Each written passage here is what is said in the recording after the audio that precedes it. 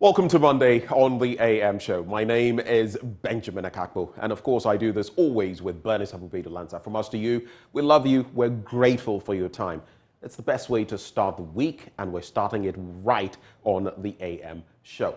Well, coming up this morning, right after the news, we'll be joined for the news review by Executive Director, Media Foundation for West Africa, Suleimana Brahima. He'll be joining us as we slice and dice the newspapers. But right from there, two crucial issues we're going to be contemplating this morning. The first has to do with our independent power producers. It's been a number of years. Debt has accumulated. The point is, we've not been able to settle our debts, and now just to stay afloat, these independent power producers will need some $450 million. Now, Ghana's government is seeking to restructure some $1.3 billion of that debt. But how will things pan out? The independent power producers have threatened in the past that if push doesn't come to shove, if something is not done immediately, they may have to withdraw some services. Well, we'll be joined by some energy experts on that conversation to find out what the temperature is, what government is doing vis-a-vis the needs of these independent power producers in terms of staying afloat. That's our first conversation. But then from there, we talk about something crucial. Today marks World Day Against Child Labor. We contemplate the situation in Ghana. Child laborers, what the situation is, and the dynamic of social justice, how we have failed, what we are doing now, and what we can do. We'll be joined by our guests on that conversation as we mark World Day Against Child Labor. Today being a Monday, we have another installment of Drive Safe coming your way so that all of us learn how to drive safe. You may know how to drive, but there are many things that you and I do not know. I'll be sharing that with you on Drive Safe. That's what the show looks like this morning, so stick and stay. We'll serve you the news up next.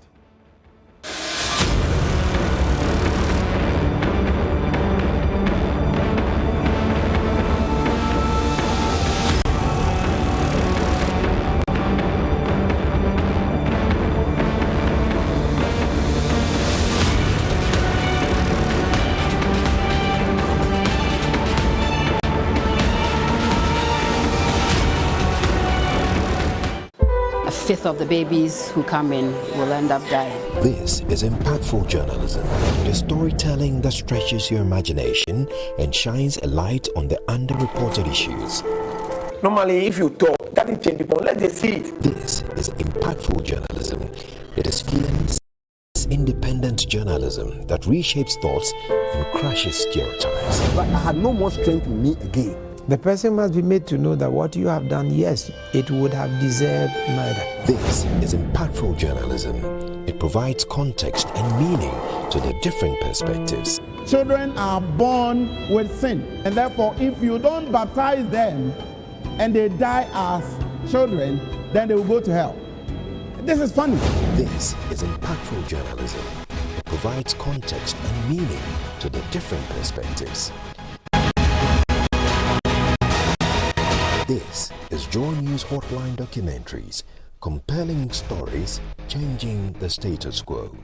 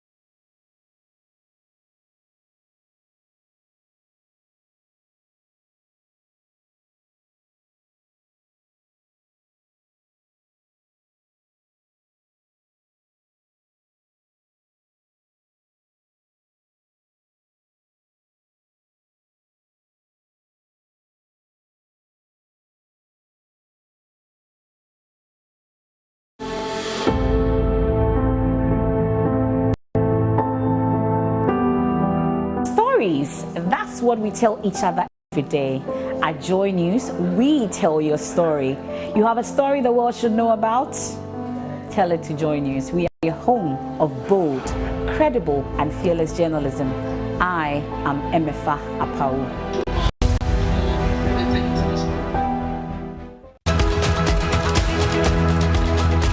And starting this June on Joy News, we connect you to the rest of the continent on Connect Africa with me, Blessed Suga. The issue about loss and damage reparations. How is the West receiving such a call from especially African leaders? You know, the losses are actually being borne by African countries. I will be here live from the Joy News studio speaking to our affiliates and correspondents from across Africa with news, analysis, interviews and conversations from the rest of the continent. If you look at successive opinion polls, Peter Obi seems to be leading. So the question is, if the insecurity causes a low voter turnout, would it impact on the fortunes of the candidate? Join us on Connect Africa on the Joy News channel.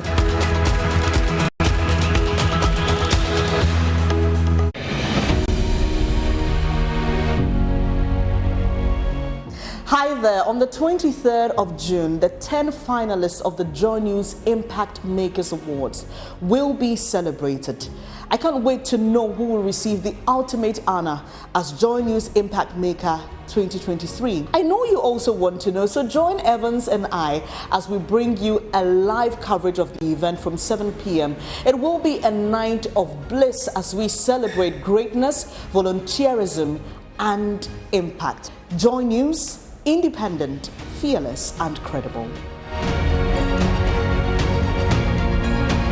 Joy News Impact Makers Awards is sponsored by KGL Foundation, empowering lives, changing communities, and Gold Key Properties, building prestige since 1997.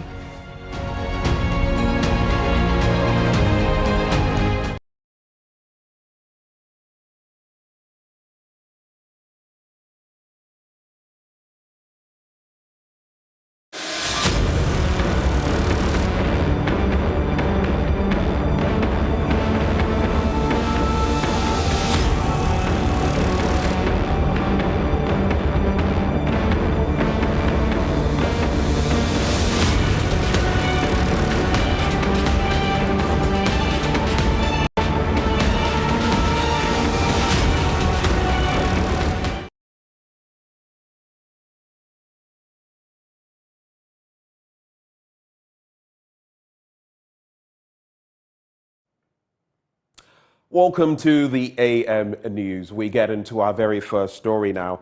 And an alleged Galamsey gunfight at the Atiwa forest is said to have resulted in the death of one person. Sources say the illegal miners had picked up a fight, resulting in the unfortunate incident that happened Saturday evening. The Chibi police and the chief of Sijimase, where the victim is believed to be domiciled, have retrieved the body from the forest reserve. We give you more details in our subsequent bulletins. According to the church, it is good to plant the trees and nurture them to grow, but it is equally good to ensure that existing forest cover is not depleted. Speaking at this year's Green Ghana Day at Cornelia Corneli School in Cape Coast, the Director of Caritas and Socio-Economic Development at the Archdiocese of Cape Coast, Reverend Father Stephen Amwajesi, entreated government to enforce the country's laws on illegal mining and illegal logging of trees. And as we are even planting today, there are people in the forest trying to destroy the forest. So I don't know. So I am pleading with the government, with the stakeholders. Please, let us do the best thing we can to make sure that what we are doing is not destroyed the next day. And we do that by making sure that the laws are working. All those supposed to be given the necessary tools to protect our forest, they are given the necessary tools. Or else it becomes a show. But we don't want to be part of a show. We want to be part of a long-lasting project that will have effect on the yet unborn generations. He also called on government to pay the youth employment workers that work with the Forestry Commission. But as much as Christians, we want to be part of this all-important project, we also want to encourage the government. From my own investigations, I've realized that those who are employed from the Youth Employment Project and then sent to the Forestry Department, they have not been paid for months, which is very sad.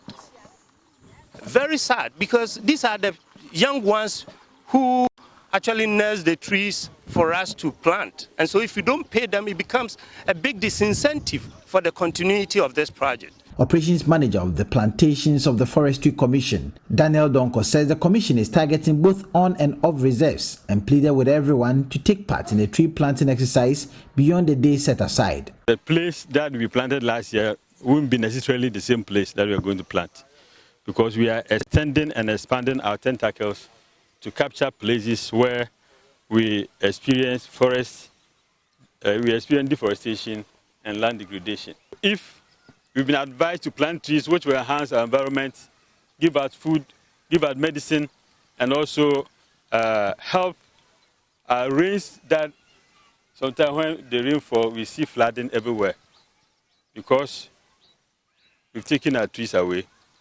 Because where we are supposed to plant trees, we paved the pavement everywhere. And the rain that come have nowhere to go down, serve as erosion, get into the drains, and then flood our communities. And then we also look onto the government to help us through NADMO and other things. Let's head to the Upper East region now, where a commercial vehicle traveling to Poku has been attacked by armed men at Binduri in the Upper East region. The armed men opened fire on the vehicle, killing the driver and injuring several passengers. From the 5th of September 2022 to the 8th of February 2023, over 29 people have reportedly been killed by armed men in 12 separate incidents on the Pusiga, Bintri, Sabongari, Bunkpurugu, Walewale Boku and Boku Senkasa roads in the Upper East and Northeast regions. Our sources within the police service say the armed men mounted a roadblock and were carrying out identity checks on passengers. This incident comes a day after a renewed disturbance in Poku, which has reportedly led to the death of 2 young men.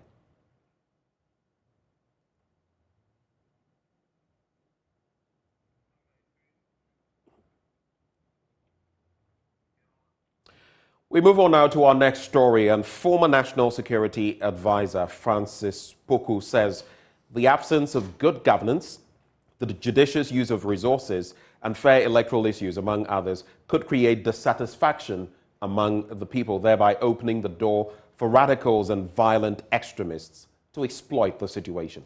Speaking at a dialogue by the National Catholic Secretariat in Sunyani, the former National Security Advisor stressed the need for a conscious effort to be made for the country to be protected. Precious Semovo has more in this report. The regional dialogue in Sunyani was organized by the National Catholic Secretariat of the Ghana Catholic Bishops' Conference, funded by the Catholic Relief Services. The Sahel Peace Initiative had stakeholders including the Peace Council, political parties, religious leaders, youth leaders, and security agencies to raise awareness about conflicts in Ghana that have the potential of providing fertile grounds for violent extremism, and also provide the platform to advocate for positive change. Most Reverend Matthew Kwesi Jemfi is the Bishop of Sunyani and President of the conference. We seek to enhance our understanding of the trending conflict issues and how they create fertile grounds for violent extremist infiltration. By delving deep into the root causes of these conflicts, we can develop effective strategies to counteract their detrimental effects. Secondly, we aim to emphasize the role of alternative dispute resolution in safeguarding social cohesion. Bono Regional Minister Justina Osubanahini urged stakeholders to be vigilant of signs that could potentially lead to instability in the border region. She expressed worry over the high number of chieftaincy disputes. The Bono region's proximity to Côte d'Ivoire with porous borders adds to the potential challenges in managing the situation. There are 25 unresolved chieftaincy disputes currently before the Bono Regional House of Chiefs Judicial Committee, with 10 being at the paramountcy level. This has been a challenge to the Regional House of Chiefs in terms of trying to find amicable solutions to these disputes, and has also been a constant worry for the Regional Security Council, which role is to ensure the peace and stability of our dear region. Former National Security Advisor Francis Poku, speaking on the theme, trending conflicts in Ghana, fertile grounds for violent extremism, a call for action, said concerns such as good governance should be important to governments to ensure agitators are not exploited by radicals and violent extremists to destabilize the nation. It's not enough for security services to protect the nation against violence and subversion, but there is an area of good governance to ensure that these grievances do not persist in a country. And that is the best protection against terrorist violence. So with regime protection must go good governance. And all governments have a duty for the purpose of stability to ensure that there is good governance. If there's no good governance, you create unemployment, you create dissatisfaction, you have groups that are disaffected, you have groups that feel that they are not part and parcel of society. And if you go to areas where government development has not reached, they are also easy targets because they feel that they are not part of society and they will embrace any groups that come with offers of violence. Precious Semevo, Joy News, Sunyai.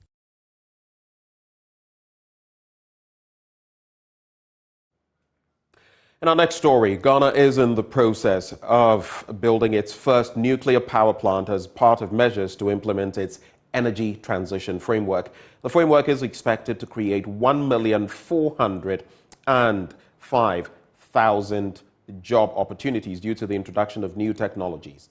It is also expected to lead to a 30.05 million productive hour gain due to the upscale adoption of clean cooking fuels. According to experts, this would have significant impact on women and children who are the main gatherers of firewood. Samuel Kojobrace reports. Ghana's energy transition policy is a long-term framework that guarantees the best fuel supply security due to a diversified fuel mix, including natural gas and nuclear energy. But little is known about the framework.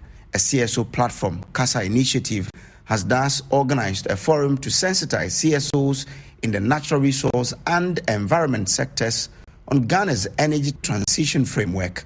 Dr. Robert Sogbaji, the Deputy Director of Nuclear and Alternative Energy at the Ministry of Energy, explains the primary goal of the policy.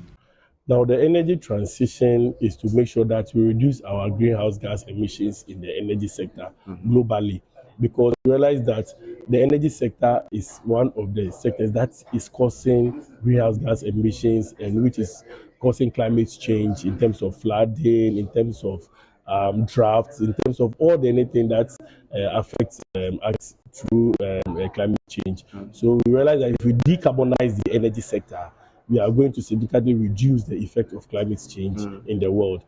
He explains how Ghana intends to achieve the strategies in its energy transition. By making sure that we increase our renewable energy penetration, we also introduce other technologies such as nuclear energy, also carbon capture technology for our gas plants, because gas is a transition fuel in Ghana, and various other systems that we are implementing in the country to make sure that we achieve clean energy sector in Ghana. Dr. Sogbaji reviewed that plans are far advanced to build Ghana's first nuclear power plant.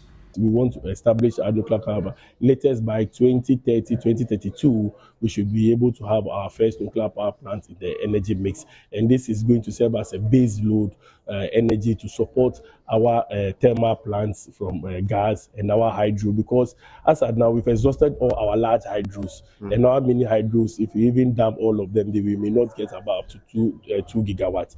So we need another base load, clean energy base load, and nuclear comes in as a clean base load. CSOs want government to do more to help citizens to keep an eye on key milestones set in the framework. John Goka is National Coordinator of CASA Initiative. Especially the subsector levels, when we come to the community levels that are supposed to play a key role in supporting this implementation. How are we driving the process of awareness at the community level? Issues of clean cook stoves. How are communities accepting this model, and how are they seeing it as part of the framework? How these linkages need to be well strengthened within the community level so that we know this is the path that government is taking to achieve clean energy and let's say a transitioned economy at the end of the day. It's a long-term plan from 2022 to 2070.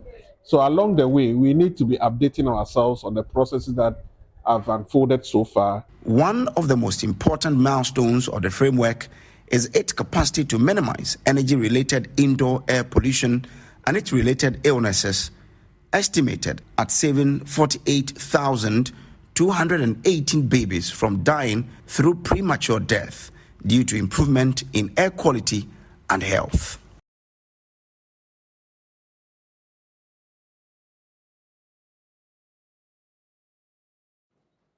Now, in our next story, the program's manager for the National Tuberculosis Control Program, Dr. Yao Eduse Poku, has revealed that the number of tuberculosis cases in Ghana is expected to increase if action is not taken to tackle the disease. Speaking at a sensitization program for journalists on TB reporting, Dr. Eduse Poku said about 30 persons died of TB daily in Ghana, and over 120 others fell ill of the disease daily. There is more in this report.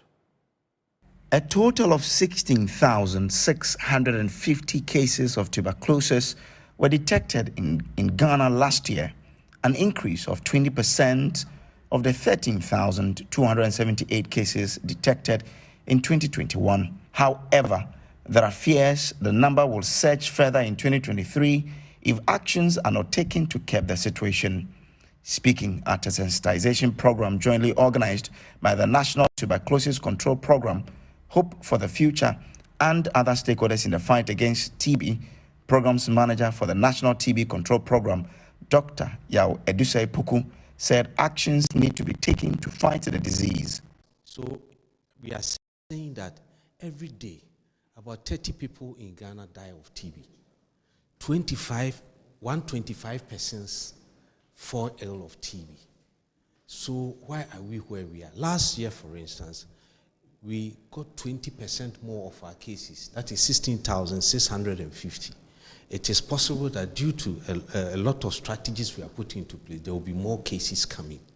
So the issue is, why are we where we are? Awareness. We need to create a lot of our awareness. That comes with resources. So it's all about making sure that we have a lot of gene expert, which is now the current state-of-the-art machine for diagnosing tuberculosis. We need to have more of the x-rays in all the district hospitals. That will create access. Okay, we need to talk about, just like I've indicated, talk a lot, create awareness also for the disease. The Executive Director of Hope for the Future Foundation, Cecilia Senu, also called on government to show more commitment in investing towards the fight against TB and other diseases. Today also we are preparing the media to support us to ensure Ghana participates in the UN high-level meeting. There are a number of things that is happening, and they are going to sign a commitment to support TB. We want to engage the president, one, to participate in that UN high-level meeting on TB, and also sign on the commitment to invest in TB. We have the 6 asks that we presented today, and these are the things that we want the president of Ghana and all the Ghanaians to advocate for our president, not just to sign or not just to commit, but invest money into TB, HIV and malaria. We need to end all these diseases by 2030. Also, the government has pledged $2 million to support the Global Fund to end TB, HIV and malaria during the 7th replenishment. The $2 million, we are so grateful, civil society is happy, government, everybody is happy that our president and our government pledged $2 million to Global Fund to support TB, HIV, and malaria. We want to see that this $2 million is actually turned into cash to the Global Fund to invest in TB, HIV, and malaria in developing countries, including Ghana. The sensitization workshop was aimed at educating journalists from selected media houses on the causes, symptoms, and transmission mode of TB. They were taken through TB reporting guidelines, ethical consideration in reporting on TB, guidelines for interviewing TB patients and healthcare professionals. A report by Prince Kudoga for Joy News. Let's stay on health. A professor of epidemiology at the University of Health and Allied Sciences, Professor Fred Binker, has shut down the implementation of the Agenda 111 policy as a measure of preparing for a pandemic. According to him, the construction of 111 district health facilities is not feasible, indicating the projects would only increase the number of incompetent or uncompleted government structures due to a lack of funding. He was speaking at the University of Health and Allied Sciences Send Ghana Health Advocacy Incubator Symposium on Public Health Emergency Funding. One of the two critical things that we took out from the COVID was that there were not enough health facilities across the country. So we rightly started what is called Agenda 111 to increase health infrastructure. Okay? 111 hospitals. Goodness. That's a great idea. But why couldn't we just say, okay, this year we'll build 20, next year 20, till we get to what? 111. So far, we haven't built any. Okay? When is the first one going to finish? So we've just gone on a tangent. The truth of the matter is that the Agenda 111 will have many uncompleted structures in the bush at the end of the day.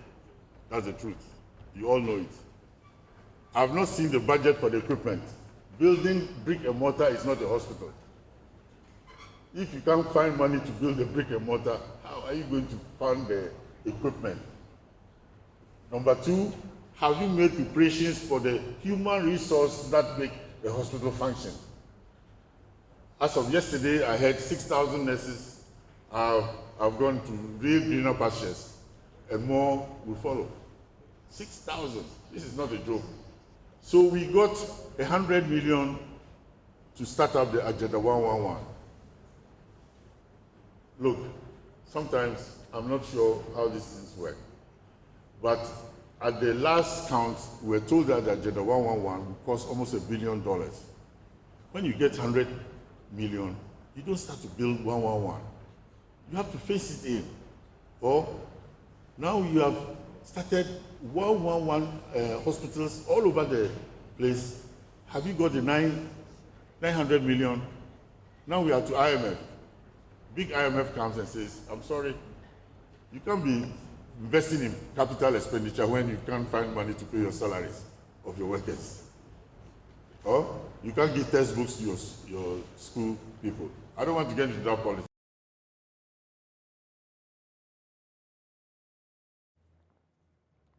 Now, to cap off the news, the Urban Roads Department in the Ashanti region has started patching potholes at Buokrum and Oforikrum, two communities featured in the Joy News Ghana Potholes exhibition. The Oforikrum and Buokrum road networks are riddled with deep circular depressions as motorists experience vehicular damage that goes beyond mechanical repair. Love FM's Nanabwachi Dankwayadom, who first reported the danger and the inconvenience of plying the roads, goes back to assess the rate of patching. Oforikrum and Buokrum road networks were inundated with several deadly potholes which leaves motorists and commuters at risk. Some road users describe the impoverished potholes as life-threatening pits. Almost 3 months, 2 accidents. I came across an accident almost a month ago. As the government institutions make efforts to patch the holes, some concerned residents fill the riddled bitumen with debris to lessen the impact of vehicles slumping into holes. Sometimes they attempt to fill these holes with coconut husk.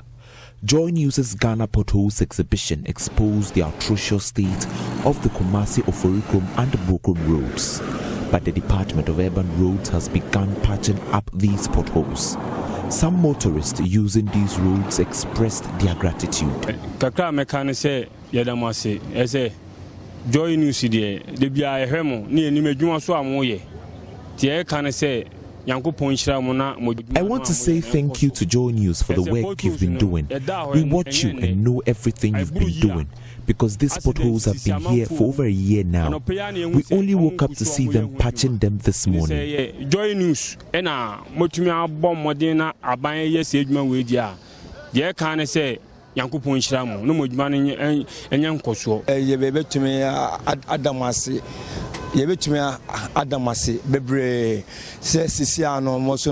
We say thank you so much for helping us get our road fixed. We thank you so much.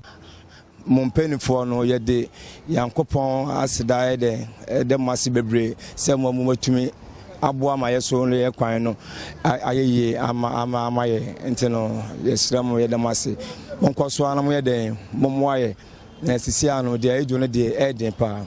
Now, potholes patching began in Kumasi after Joy News' intensive campaign on the poor state of our roads.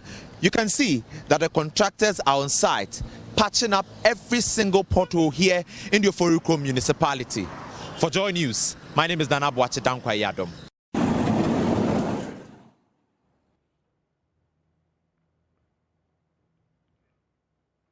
Well, that is the note on which we cap off the news. Of course, Joy News always getting results. But do stay with us. We'll bring you more results as we get into the newspapers. We'll be right back. Well, thank you for staying with us on the AM show. Time now for us to bring you the news review. We're joined by Executive Director for the Media Foundation for West Africa, Suleiman Abrahima. He is our guest as we get into the stack of papers we have.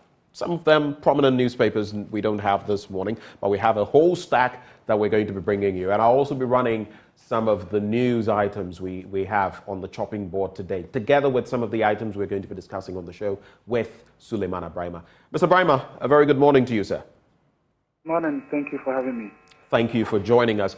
This segment always brought to you by Endpoint Homeopathic Clinic, and they are offering free prostate screening for men, free fertility screening if you're a woman. And it's advisable that you check on these before something you wouldn't want to happen to you actually does. Nowadays, a lot of young people are succumbing to infertility, especially in women. It's not that men can't be that as well. And prostate disease in men. Here's where you can locate Endpoint Homeopathic Clinic. Here in Accra, they're located at Spintex opposite the Shell signboard. In Kumasi, Krodumabwe here behind the Angel Educational Complex. There's Takrade and Naji Estates, that's where you can find them. Tema Community 22. Then there's Techiman Hanswa and Esiama and Zima. If you'd like to call them, what I suggest you do, the numbers to call 0244 867 068 or 0274 234 321. Endpoint Homeopathic Clinic, the end to chronic disease. But let's get now into the news review. Mr. Abrahima, I'd like to start with you by citing a few issues that have cropped up. One of them having to do with Agenda 111. We've spoken about how it can help us in terms of our capacity in dealing with pandemics like COVID-19. But we've heard from the likes of Professor Fred Binker, who says this will not serve the purpose in terms of being a policy measure to combat the pandemic. According to him, I'm just trying to paraphrase what he says, the construction of 101 district health facilities is not feasible, first of all, indicating the projects would only increase the number of uncompleted government structures due to a lack of funding. What do you make of what Prof says? Hospital facilities, good thing, but he's making the point they will be uncompleted and that will lead to a spin-off of more inherited projects that are abandoned. Any quick take on that? Well, I share the same sentiment. I think that we are becoming a nation where politicians just want to make sweeping statements for the applause. Otherwise, under our circumstances and knowing our economic situation, it is really unrealistic for anyone to say that I'm going to build 101 hospitals. And at that time, they were giving indications that these hospitals were even going to be completed within a certain short period of time. It was absolutely impossible, but it was something that the politicians thought that they could say for the usual applause, and so they said it. Now, beyond the fact that it is unrealistic in terms of completion, even if these facilities were to be completed by some strange circumstances, the questions to ask would be, do we really have the logistics and the manpower to really make these facilities serve the purpose for which they are being constructed? Look, I mean, we are looking into some reports, and so far, there's evidence to indicate that the whole of the northern sector, Upper East, Upper West, Northeast, Savannah, Northern region proper, none of the hospitals in these 5 regions has an MRI machine, for example. Wow. None. Not even Tamale Teaching Hospital has an MRI machine.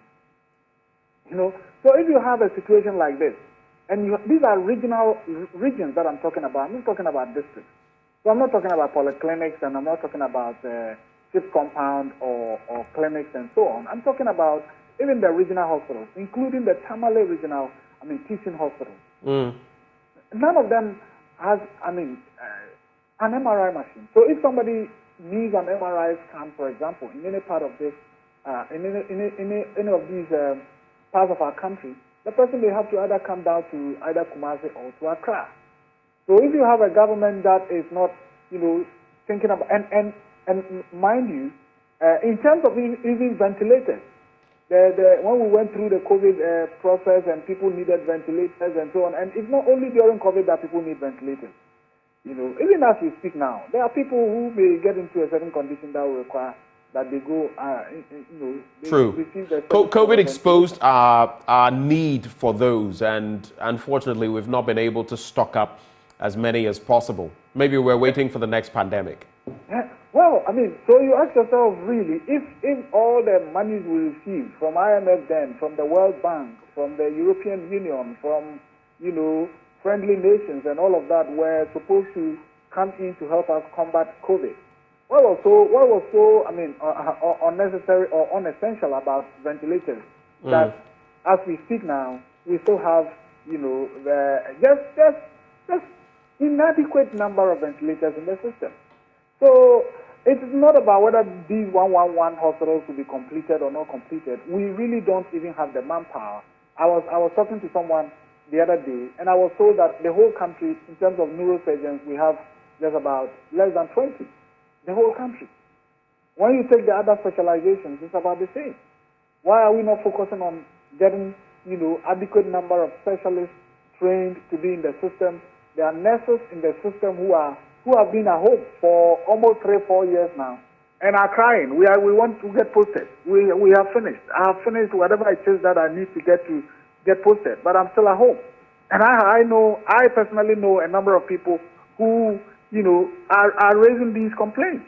So if you have the money to build a hospital, and there are hospitals that are operating under capacity in terms of manpower, why don't you put these people at work so that they can serve, the facilities that are already in operation?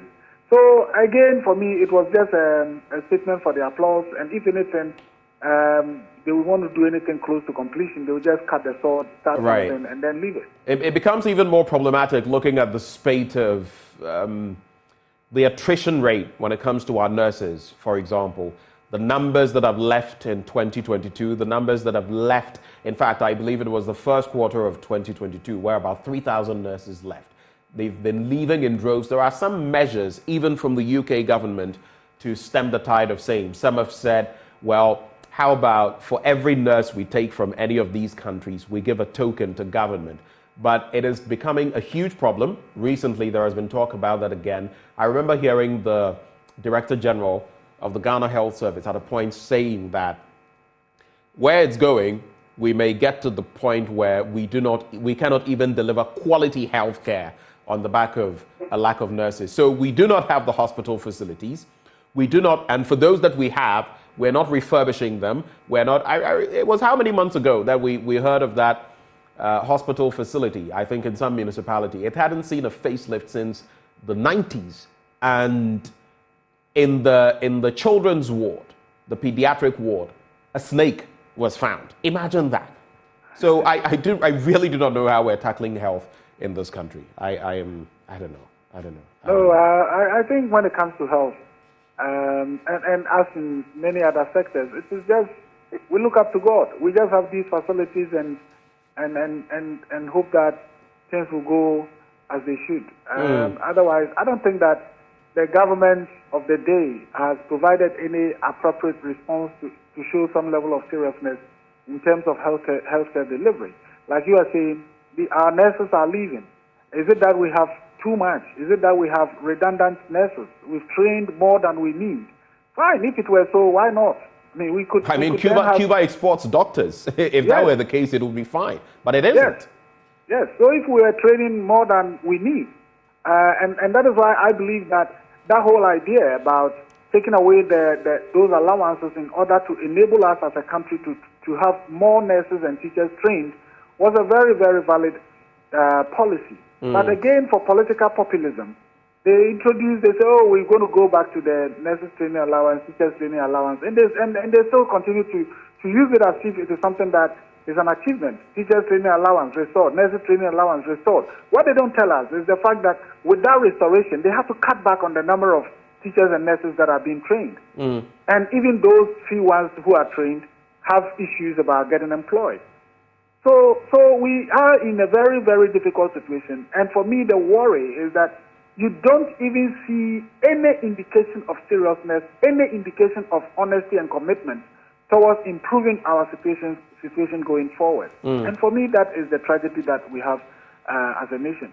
Let's get into the newspapers. And when we're wrapping up, do remind me, should I forget, to bring in the bit about the independent power producers. It's one of those major matters we're talking about this morning, and where we find ourselves in terms of their threat to cut off supply to us. But let's get into the Daily Guide newspaper now. 2023 Hajj airlift begins. 5 shot dead in police crossfire.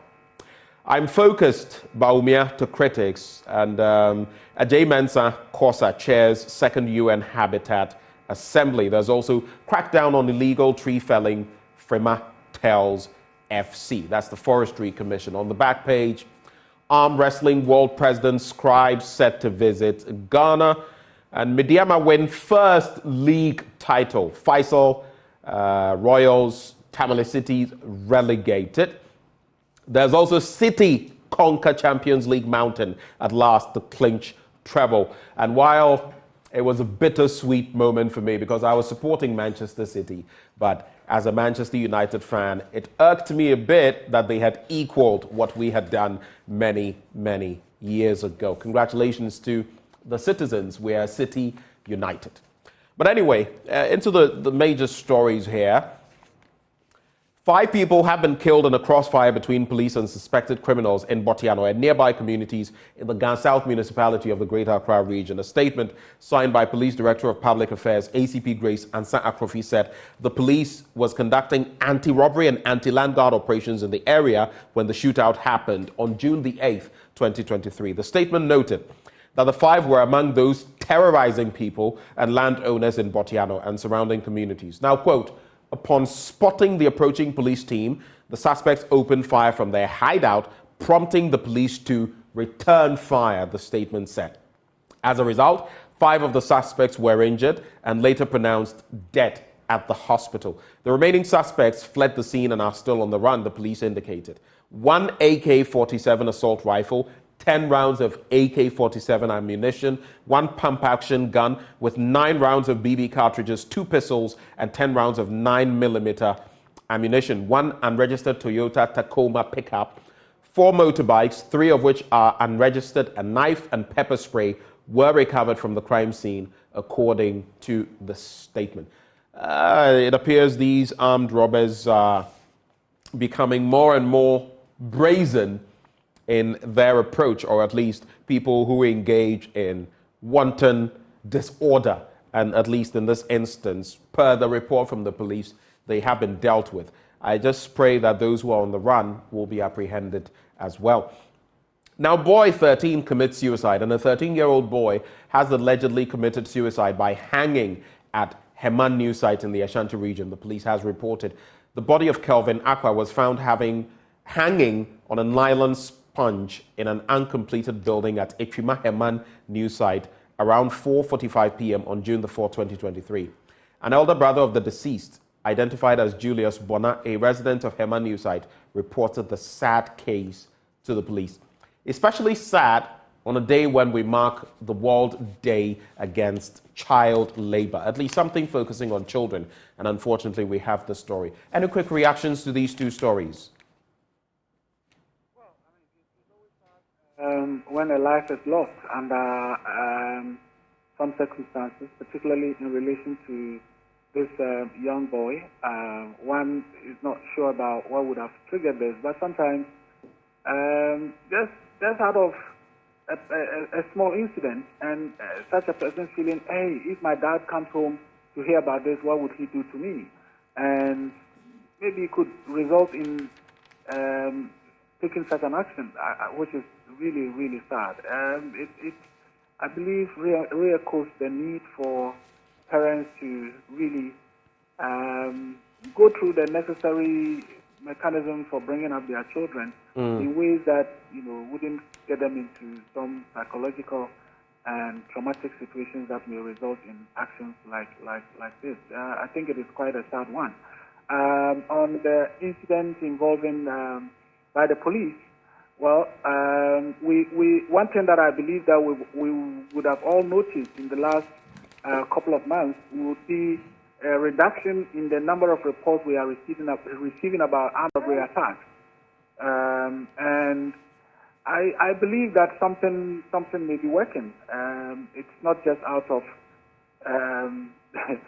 yes, it could be the favor of God, but it also means that people who are supposed to be working to curtail these actions are doing their work. Right. And I believe that this incident in Botiano is part of perhaps why we are seeing a reduction in the level of crime, in the level of armed robbery in our country. What is important for me is that matters like these also have to be investigated, because sometimes there are allegations against the police about some of these actions, and the fact that maybe there are stories behind the stories we are told. And so it's important that investigations are conducted, and I believe that the police themselves would even conduct their own investigations. I know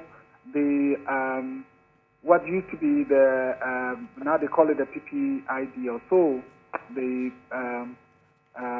professional, the unit that is supposed to ensure that there is compliance with professional standards and all of that.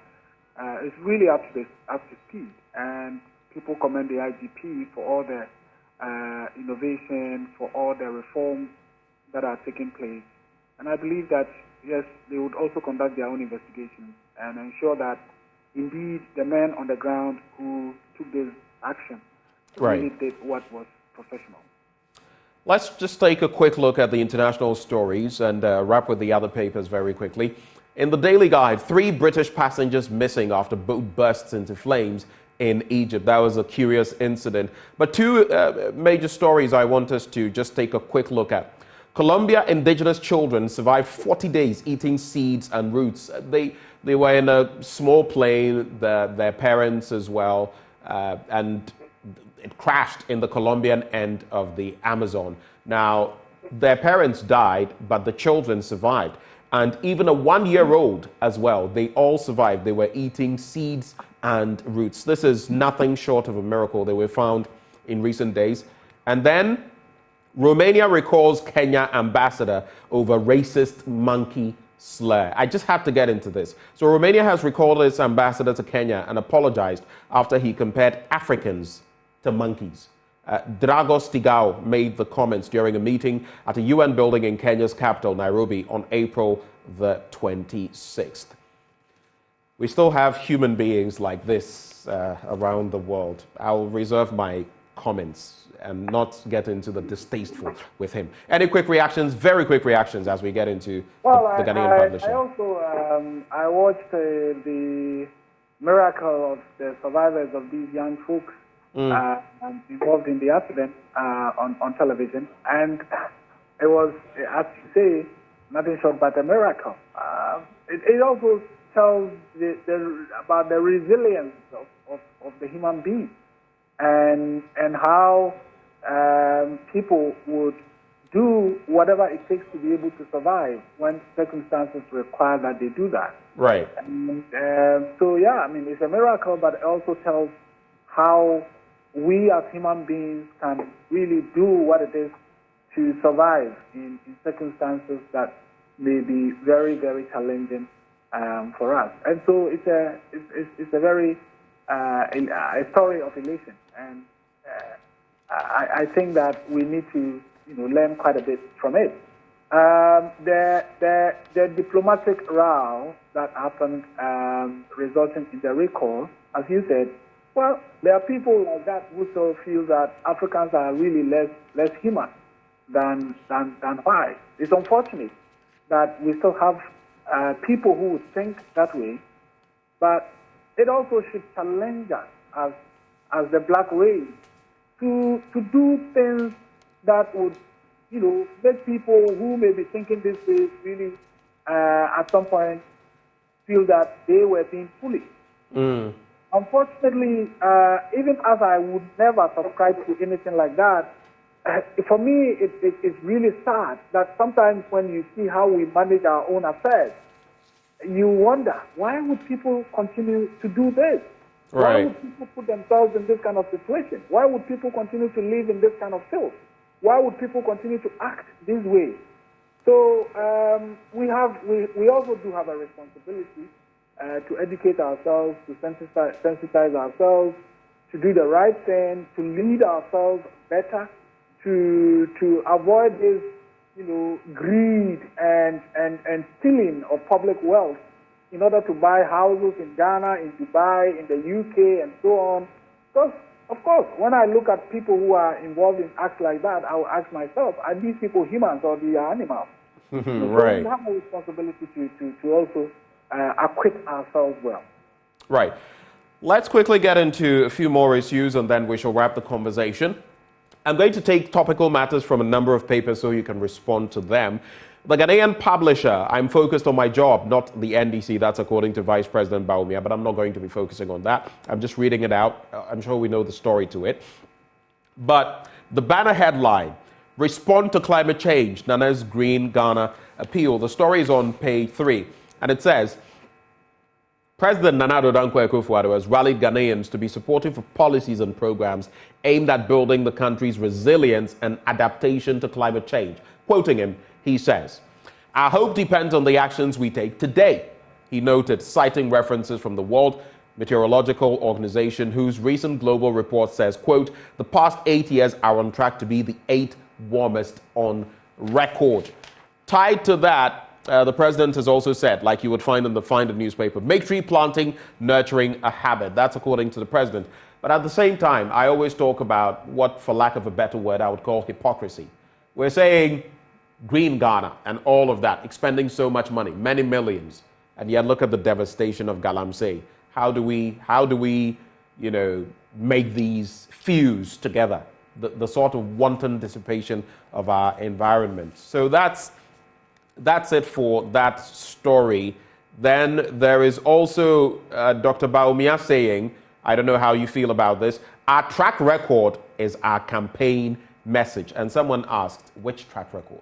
But maybe you can tell me more about that track record.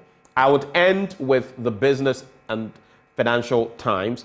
It says, EcoBank confident of growth despite macroeconomic challenges, posts 40% revenue growth with 26 billion Ghana cedis in assets and focus on rebuilding capital, strengthening relationships.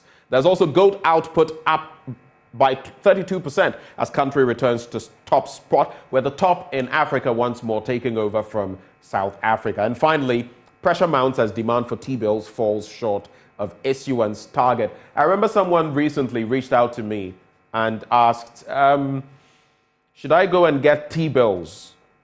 I had to give them a frank answer, looking at the different dynamics in the system. But that's how we'll wrap the conversation from the newspapers end. I'll just squeeze in the last bit to you like I promised. But any quick reflection on these stories before we wrap?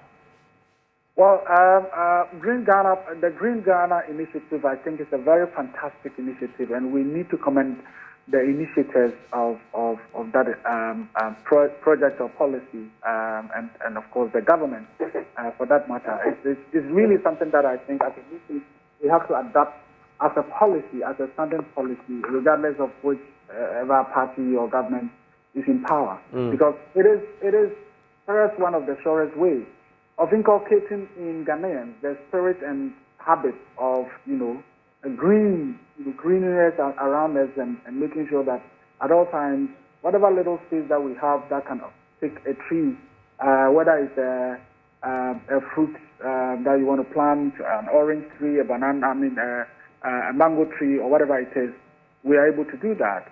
So it's, for me, a very great initiative, and the government must be commended for how serious it takes it when the day is up on us. Right. So, but of course, the most important thing is also to ensure that the forests that we already have are not also being destroyed. We already know that, or at least we are told, that there is still ongoing mining in some of our forest reserves. The other day we were talking about Atiwa forest, and how there's been a tussle between government and Arusha Ghana, the eco-conscious group, among others, to preserve that forest reserve. And so yes, it's a great policy, but the government must also ensure that the existing forests that we have are not also destroyed. Right. And Dr. Bawumia, on the track record of the government being their campaign message, well, I think it has to be so.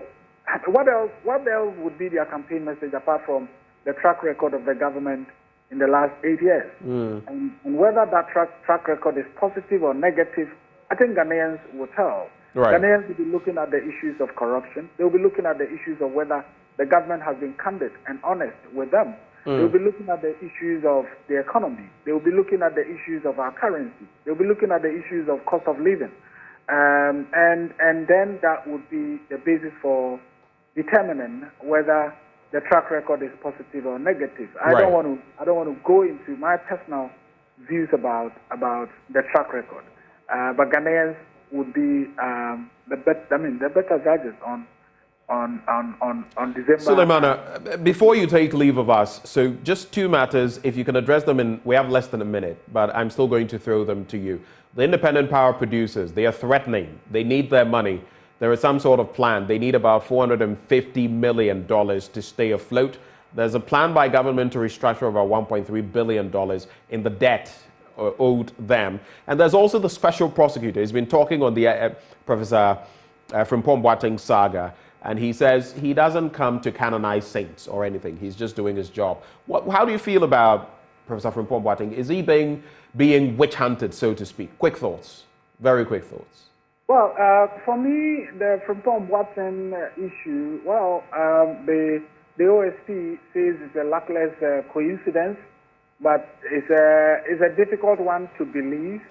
But let's give him the benefit of the doubt. It's a very, very difficult job. I mean, you must have the heart of a lion to be able to take up that special prosecutor's job. Right. And therefore, he needs the support of all of us. I mean, coincidentally or...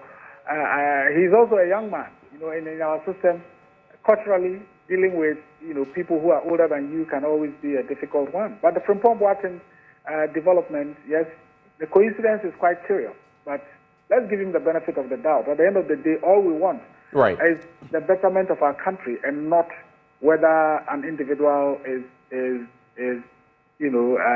saint or whatever. At the end of the day, I'm sure investigations will reveal whatever it is. Quickly on the IPPs.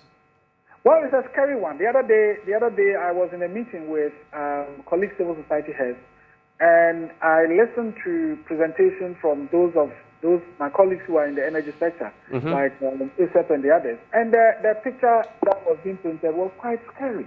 I really don't know how Ghana is going to be able to overcome the challenge that we face right now and the amount of money we need to be able to keep our power sector stable. I can only hope that some miracle will be done. Otherwise, the future ahead of us can be scary, and if we are not careful, we basically will be going back to doomsday. You know, just as we were in IMF, this government says we've exited the IMF. We were in doomsday before. My candid opinion is that the Mahama administration did all the necessary investments to end doomsday before this government took over. Right. And yet the government would want us to believe that they came and ended doomsday.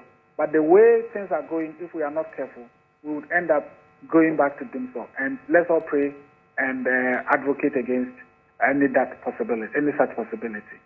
Thank you, Mr. Brima, and we wish you the best of the day. Mr. Suleimana Brima, Executive Director, Media Foundation for West Africa, bringing us to the end of the news review. This one came through. It says, happy birthday to my amazing wife, Lydia Bentel of ARB Apex Bank.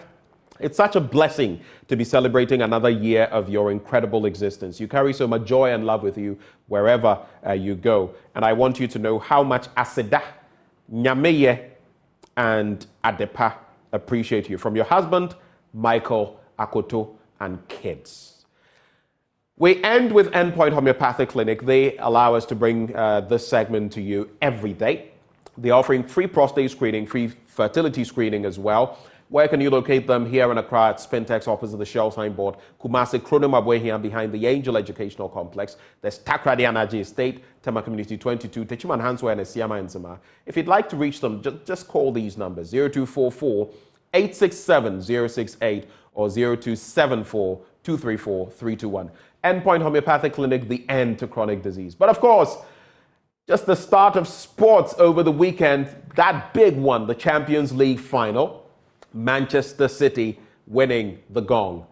I'm sure you want to hear a lot more about that. There's more coming up in sports.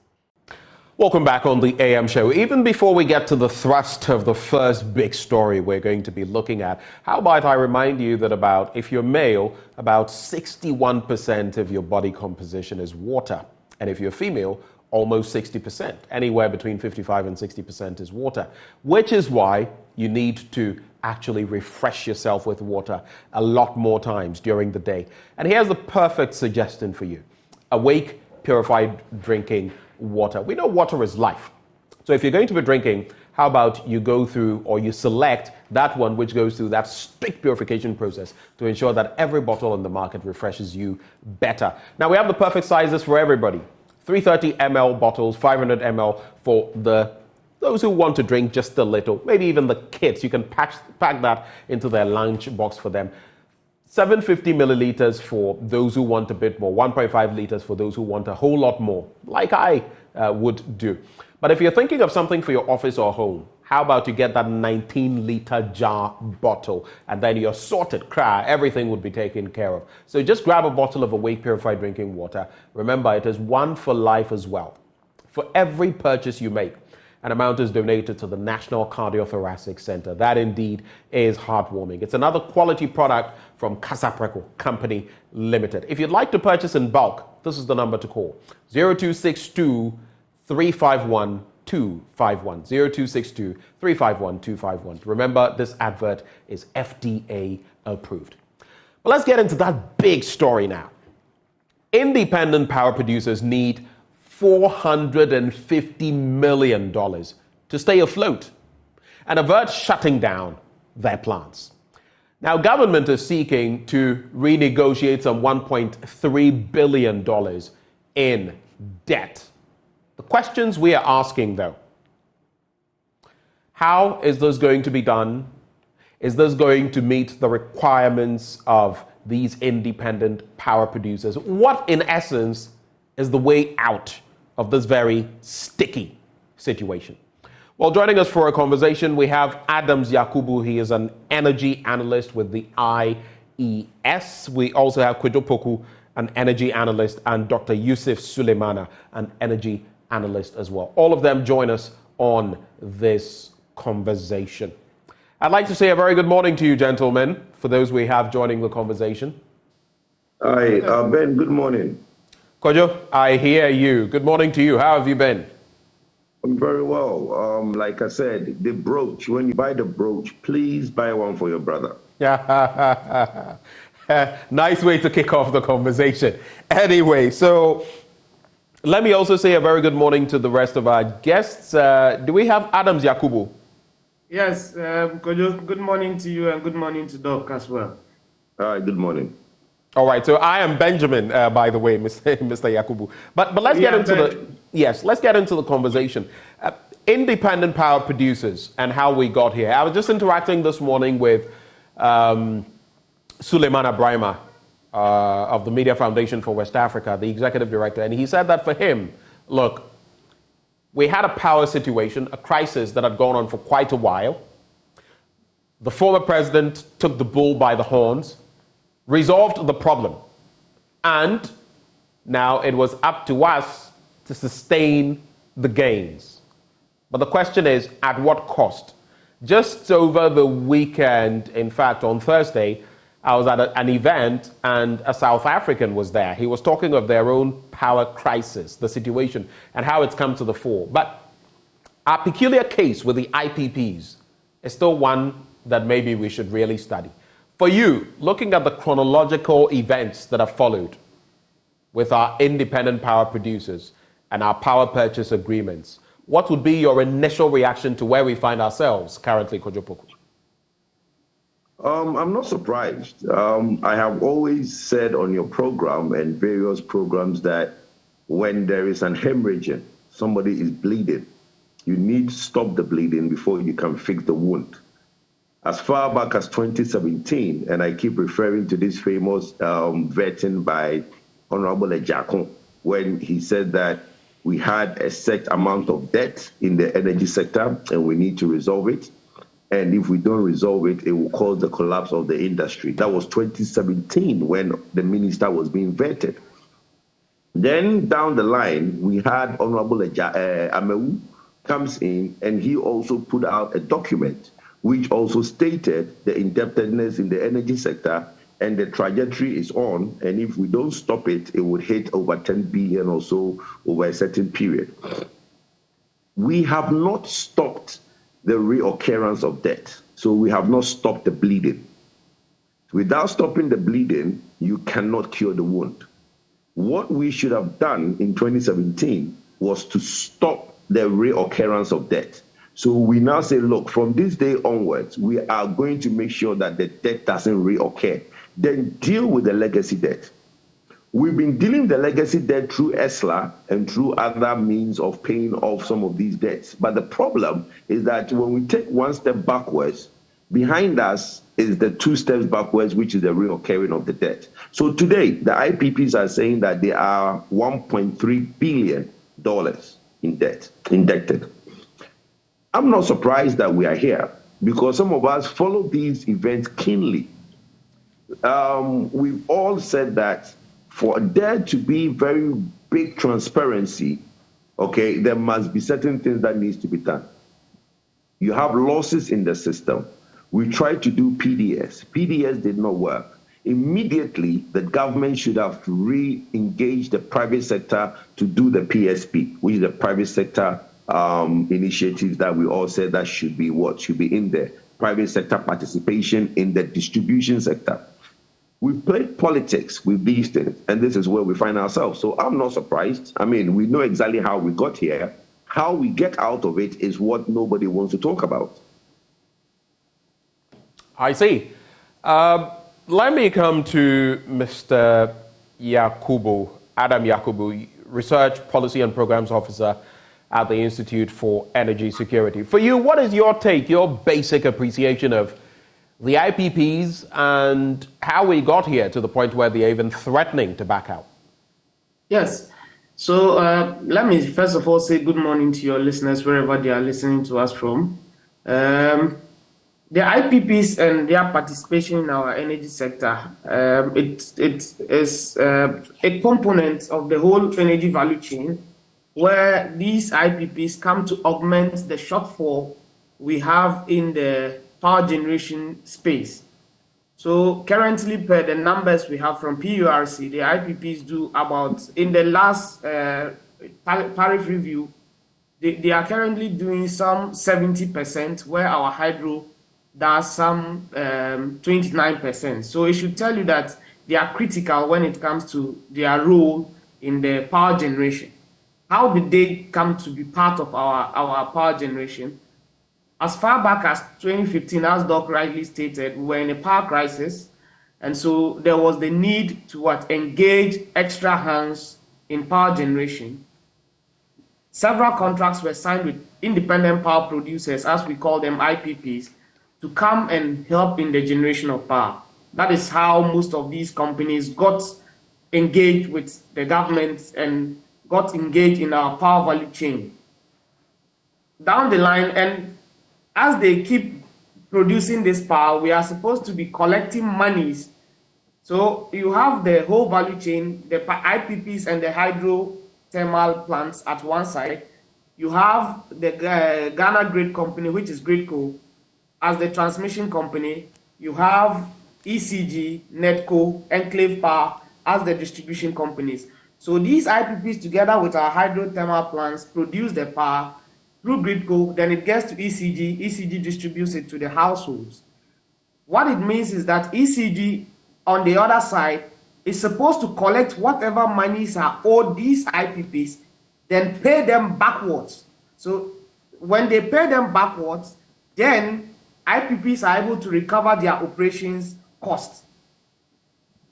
If you look at the numbers we have from the regulators of the sector, certain standards are supposed to be met in distribution losses, technical losses, allowed numbers. However, over the years, ECG itself has not been able to stay within the standards. So even when they pick the power from the beginning, you would realize that they pick 100% and they are already losing some 30% of the whole monies they are supposed to collect. Then out of the remaining 70%, they are not also able to recoup all these 70%. And so right from the start, we start the whole process with debt. And so you realize that when you keep doing this over the years, even just by collecting power from the producers, you already incur some amount of debt in that. And so you will be forced to even when the vehicle hasn't even moved. So these debts pile up over the years, and because of some scrupulous individuals who do not pay the tariffs, and ECG not also being able to police the tariff system very well, the debt accumulates over time. Then we find ourselves in the situation we find ourselves today. And that is quite an interesting picture that has been painted. But looking at the agreements we entered into, that is with these independent power producers, even before we get into the nitty-gritty, we do know that the World Bank country director, Pierre-Franck Laporte, has said that they were too costly at the time. But other experts have said they ended the Dumso situation. While this existing government has claimed it ended Dumso, I think it is common knowledge that through the engagement of the IPPs and others, the previous administration did that. But the question is, at what cost? There have been responses from the NDC on this bid, but I want, gentlemen, your take on how costly our IPPs were vis-a-vis their relevance to us and how much we've been paying over time. I'll start with you, Adams, and then I'll go to Kojo Poku. Yes, so IPPs are very important to us at the moment. And so at the time we were engaging them, let's state it that we were in a crisis at that moment. And so these are independent companies, and they would negotiate on the part of your weakness. So the IPPs at the time realized that the power buyer, in this case the government of Ghana, was handicapped and was vulnerable. So a lot of them took advantage of the situation, and so definitely you have the cost being slightly higher than you would have on at the time in the industry. And this is a trajectory that occurs in most developing countries. So it is good the World Bank country director brought it up.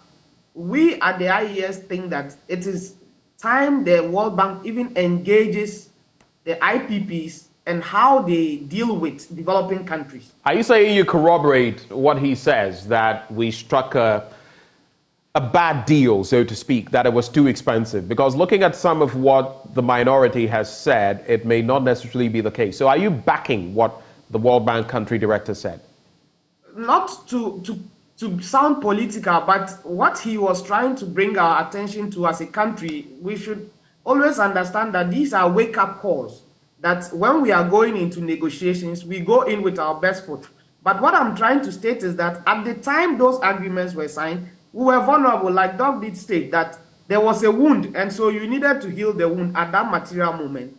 So at the time you are signing the agreement when you are vulnerable, the companies that are engaging you are going to engage you on the position of your weakness, which is you need power at that moment. So at what cost it comes, you need the power to keep the lights on, because at the time the crisis was there, none of us would have asked how much it would cost us to bring the power. We all wanted the power to be available. And so if you want the power to be available, what does it take to make the power available? This is what I am simply trying to say, that these multinationals engaging with developing countries take advantage of the vulnerabilities of these developing countries to do what? To enrich their multinationals. And so developing countries also need a clever strategy to engage these multinationals to be able to get the best out of these companies. Let me bring in Kojo Poku. So listening to the rhetoric of the other side, the other side being the minority in parliament, the NDC, they say, for example, that the World Bank director should provide evidence of peer countries where would-be investors would have been willing to invest over $300 million and above in gas-to-power projects at the time without demanding some form of supply and power guarantees. They also state that the former administration, the erstwhile administration, are not the cause of Ghana's current energy sector problems. And they also point out that with all these agreements, they were subscribed to by the then minority, that is the MPP, when they were being signed, from Amandi to AXA to Ameri, and without any objections. So when you consider all of that, and then you look at where we find ourselves now, you, Kojo Poku, what would you have preferred in that situation?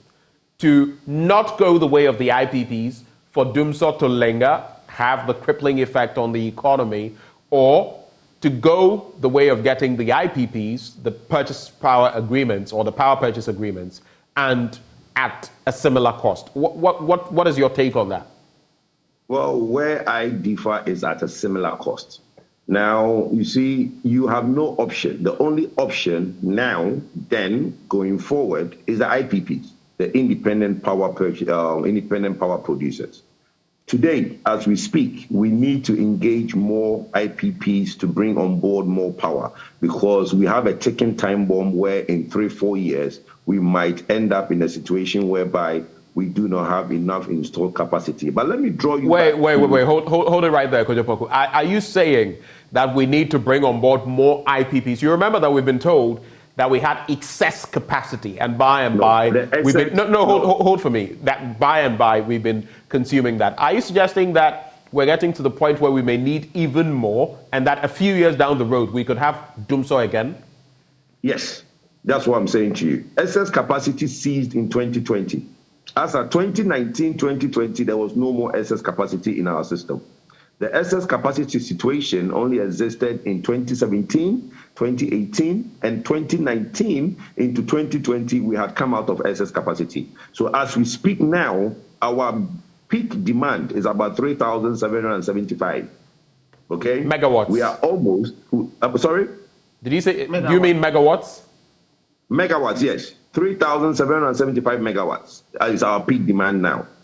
Now, as per our growth, we are doing about 250 megawatts every year.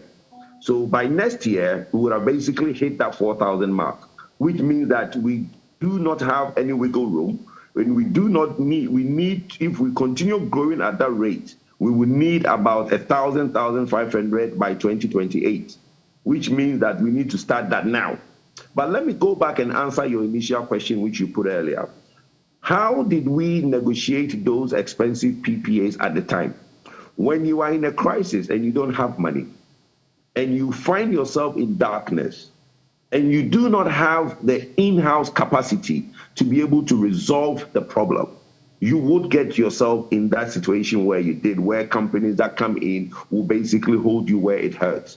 Because it's a very simple thing.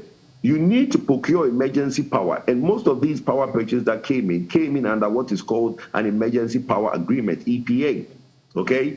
The normal processes of procuring power is through a power purchase agreement. Because it was an emergency situation, we procured power under EPA, which is the emergency power, which scraps all the processes of you having to go through Energy Commission and all the steps that you need to go through to get a power installed. Now, if everybody says that we procured expensive power, it's not an argument, it's not a conversation. The gas we procured at that time was expensive. The power we procured at that time was expensive. I don't know why anybody would want to argue with that. If you compare all the countries that are procuring power, right, through gas, independent power producers, what Ghana procured was expensive. Compared to which other countries? Compared to which other countries? Because they also made the point that at the time, comparatively. So let me explain. Compared to Turkey, compared to India, compared to a lot of companies, but a lot of countries. But the point is, these countries do not sit in sub-Saharan Africa. Okay? Sub-Saharan Africa, you have problem with when you are now trying to do some of these funded projects where the interest on some of these loans are much higher than when companies sit in the Europe and in the Asias. Okay, so in Africa, we have a very peculiar problem where in most cases, when we are having to now do some of these projects, we pay more because in sub-Saharan Africa, interest rate is higher. Okay, but the situation we found ourselves at the time, that's why I have always said that MPP can always accredit NDC that they've messed up the economy, signed high PPAs, but credit them with the fact that they are the one that brought in the installed capacity. You can't have it both ways. You can't say that somebody messed something up, but you said that you are the one who brought in. That's not true. You know what I'm saying? We have always said that as a civil society organization, we've said that in between 2012 and 2016, we procured expensive power. We procured more than necessary, okay? Because at the time, we had about 10,000 PPA signed, 10,000. We didn't need all those 10,000 PPAs. So you remember there was a committee that came in and rescheduled some of these PPAs and canceled some of them. Though we were in a crisis and we're trying to solve the crisis, we overdid it.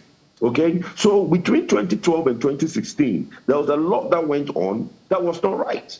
And I have engaged Dr. Kwabena Donko on other platforms and pointed out to him that even when he took over, there were existing purchase agreements that were signed as far back as 2012, 2013. And even those power purchase agreements were expensive. Okay, so look, let's not miss words. Yes, it's true that we procured expensive power. But the point to me is that what was the alternative? There is no alternative. Today, if we are to engage the extra 1,500 that we want, we are saying that we are no longer going to give take and pay. It's not possible. Nobody is going to come and invest in Ghana without take or pay because the existing companies that have guarantees are not being paid. So if you want to give confidence in the system, if you want to let people have confidence to bring their hard-earned money into Ghana to invest in your power generation, you need to pay the existing guys. In other words, you must incentivize the situation for them. Else, if they have no incentive, and the incentive is money. Yes, you have to pay them. But you are not paying. Look, the government position now is that we'll not give any guarantee. Fine. The guys who have guarantees, you are not paying them. Okay, so how much more the person who comes in doesn't have a guarantee? So nobody will bring their money in. So the only situation that is going forward is that the likes of Asogli, AXA, Car Power, who are already in the country, are negotiating with government to build new plants. But for me, that's dangerous. Because today, as my brother said earlier, the IPPs make up about, through thermal generation, they make up about 72% of our generation. That is spread over about 6 companies. If you allow the access, the car power, and the assemblies to increase their generation, you will now get to about 2028, and 3 companies will probably make up about 51 or 55% of your thermal generation. What are you afraid of? A monopoly? Are you afraid of a monopoly? Yes, yes. Or maybe a duopoly, if you like. If 3 companies own 55% of your generation, right there is a problem. They can cripple you. They can do anything. They can shut you down as a country. Look, the issue of us saying that we're not going to give guarantees, I have always said I was ill-informed. Okay, the committees that sat and made those decisions from a business point of view, I have always told the ministry that will not work. This whole issue of we're going to go through tender and basically not procure power from single source was ill-informed. Today, we are still procuring power through direct negotiation. We've done that with AXA for Kumasi. We are doing that with Asogli for other plans they want to bring on. Nobody is going to be able to do a tender between now and 2026. Okay, if we need new plans to come on in 2028, this year we are supposed to have a tender committee going on, whereby you finish your tender, go to financial closure by 2024, and then have the plans start building, and it will finish in 3 years, because these plans don't just build overnight. Okay, so for me, the current government policies are the ones that is still going to not help us going forward. Right. But I think that to your question, to summarize, we procured expensive power at the time because there were no options, and nobody should come and argue that the power we procured was not expensive. It was expensive power, but it was the only solution we had. Let me bring in Adams. Before I bring you a substantive question, I noticed you sort of with quite a look on your face when we spoke about the take or pay arrangement. But what is your take on that? And do you agree with Poku that in the next few years, if we do not sort out this very complex mix, we could be experiencing doomsday again? Yes, and even in 3 years is far, because the IPPs have already threatened that by June 30th, if government doesn't cough up some money, they would. So that is the fears he's alluding to, that if they make up 70% of the generation mix, and they are threatening you that they will shut down. Imagine 70% of your power is gone. Even if they don't shut down and they try to ration the power, that is slashing the production they do at the end of the day. It will not be good for our economy. And so it is critical that the engagements be extensive.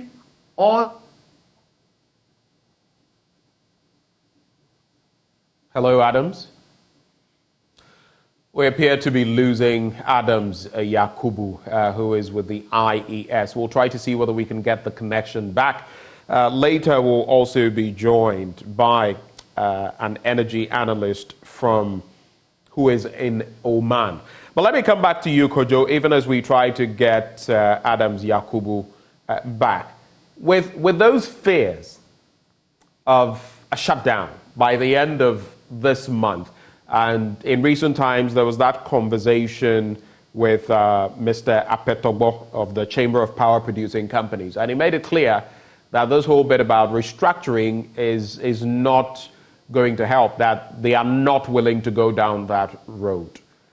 Let's look at the restructuring of our $1.3 billion debt. The IPP say they need at least $450 million just to stay afloat, just to keep head above water. What is your reaction to that? And they're declining to restructure the debt owed them. Okay, so this is where, again, I've had a problem with the approach of the Ministry of Finance. When you owe somebody as a country, there is, in any negotiation, there is a carrot and stick approach. You need to go to that table with something to give the other person. It's a company who have invested their money and you owe them. They are not there to do you a favor.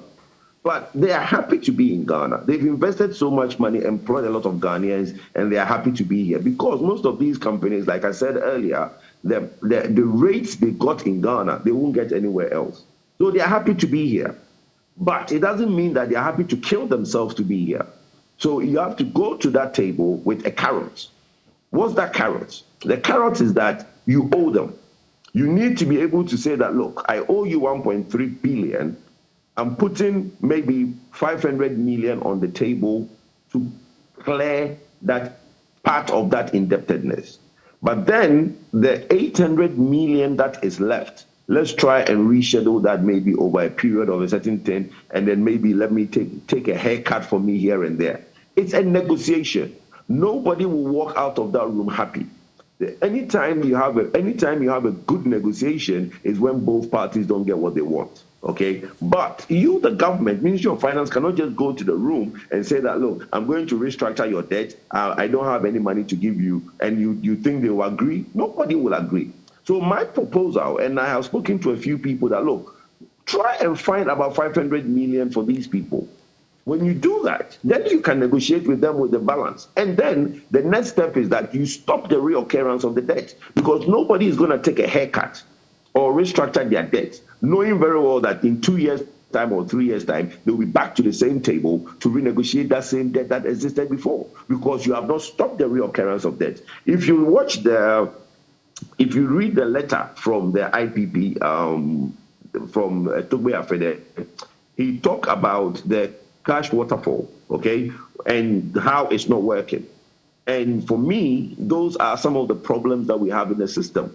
You know what? Sometimes everybody say that, oh, civil society, you guys talk too much. Everybody was talking about the cash waterfall as a panacea for all our problems. And some of us said that, no, the cash waterfall is not. Because the cash waterfall only distributes what comes in. It's not the panacea to the problem. What is the solution to the problem? Is the private sector investment to stop the 30% technical and financial losses that we have. That is the problem. You need to stop that. Anytime you send out 1 million Ghana cedis of power, 300,000 of that is lost off the top. 26% of that is factored into the tariffs me and you pay. So if the losses are reduced, one, our tariffs that we pay will be cheaper.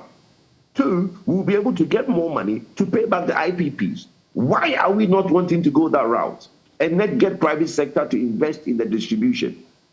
Government cannot do that. Does not have the money.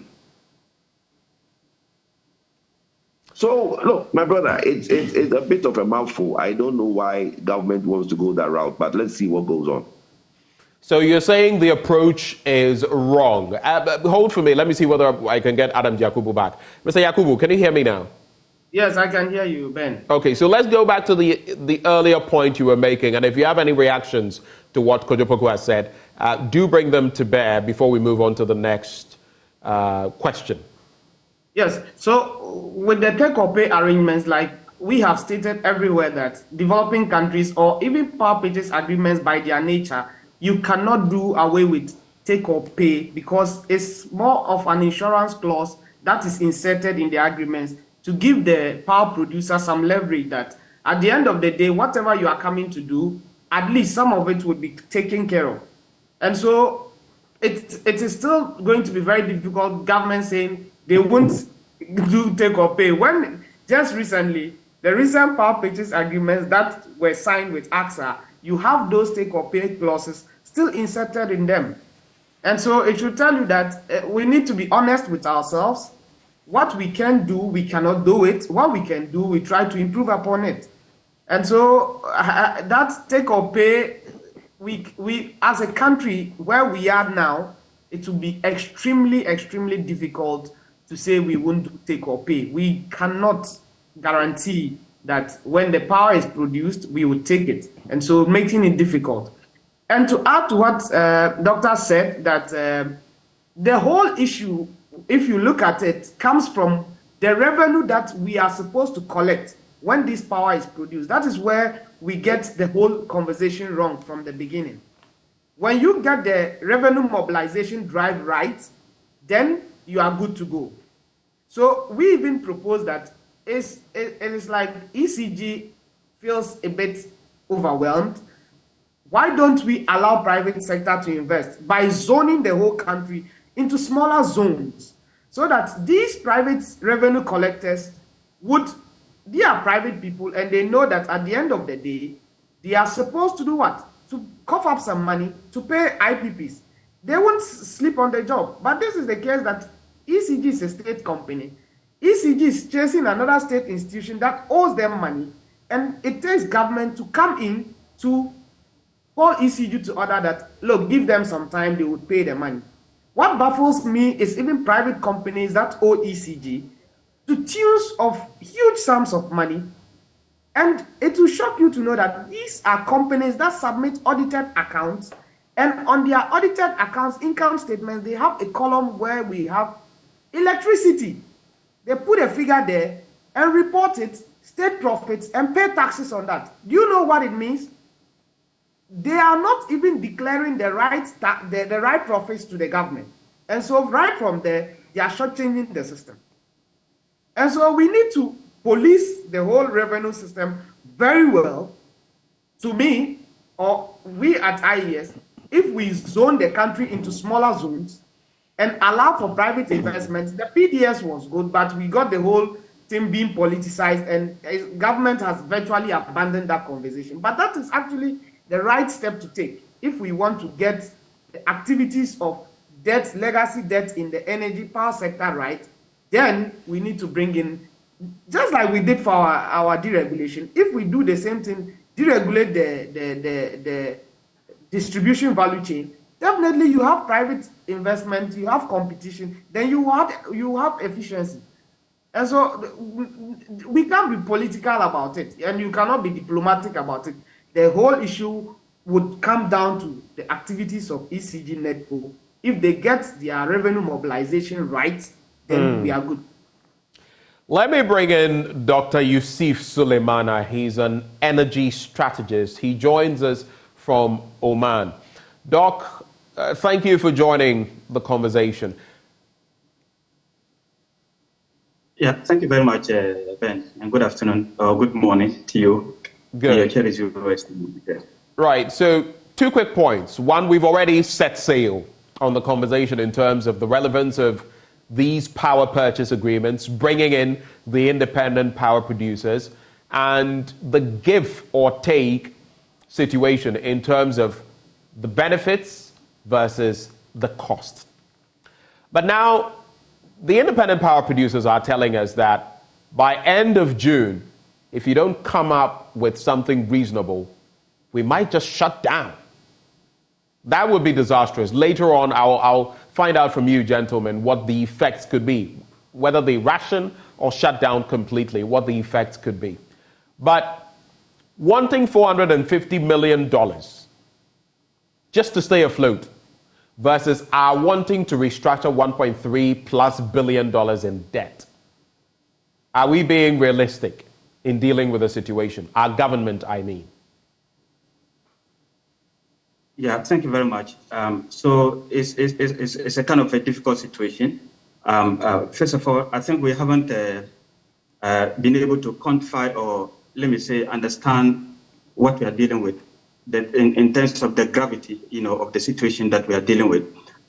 If you notice, I'm sure maybe some of your panelists, some of them might have touched that. I just want to say that if you look at how these IPP guys came to the picture, they didn't come out of blue.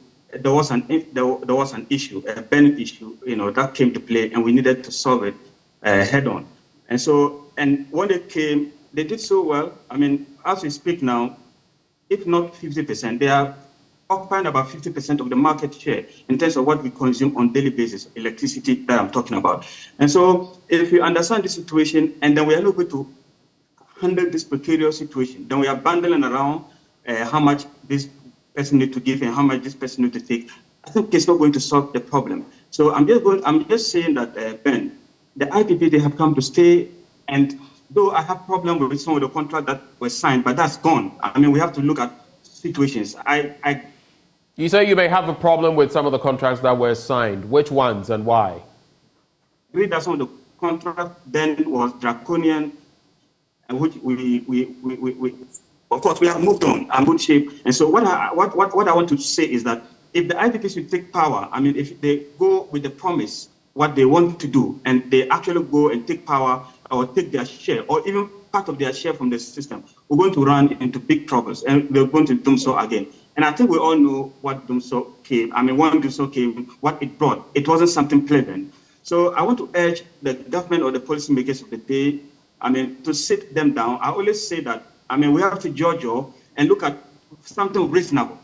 Can we meet their demand halfway? If we can do that, I think the way to go. But I think there's no time. We are running out of time, and the high time we understand the situation, the gravity of this situation, the better. So the policymakers of the day can sit down with the IPPs, because they have come to stay, and their relevance cannot be underestimated. So far as how power generation is concerned, yeah. I hear all three of you rather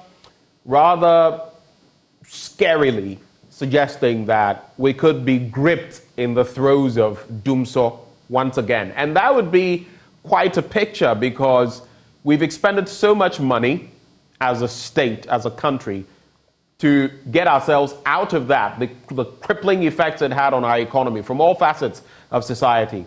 If we end up there again, gentlemen, wouldn't it just be recklessness? I mean, it's like getting indebted, having someone come to your aid, rescue you, put you on a certain pedestal, and then all of a sudden you go back to indebtedness. Then you cannot blame anybody. But I want to put it to you, Dr. Suleimana, in this from this angle, where with the IMF again, which comes with certain spending constraints. Even the recent batch they gave us was $600 million.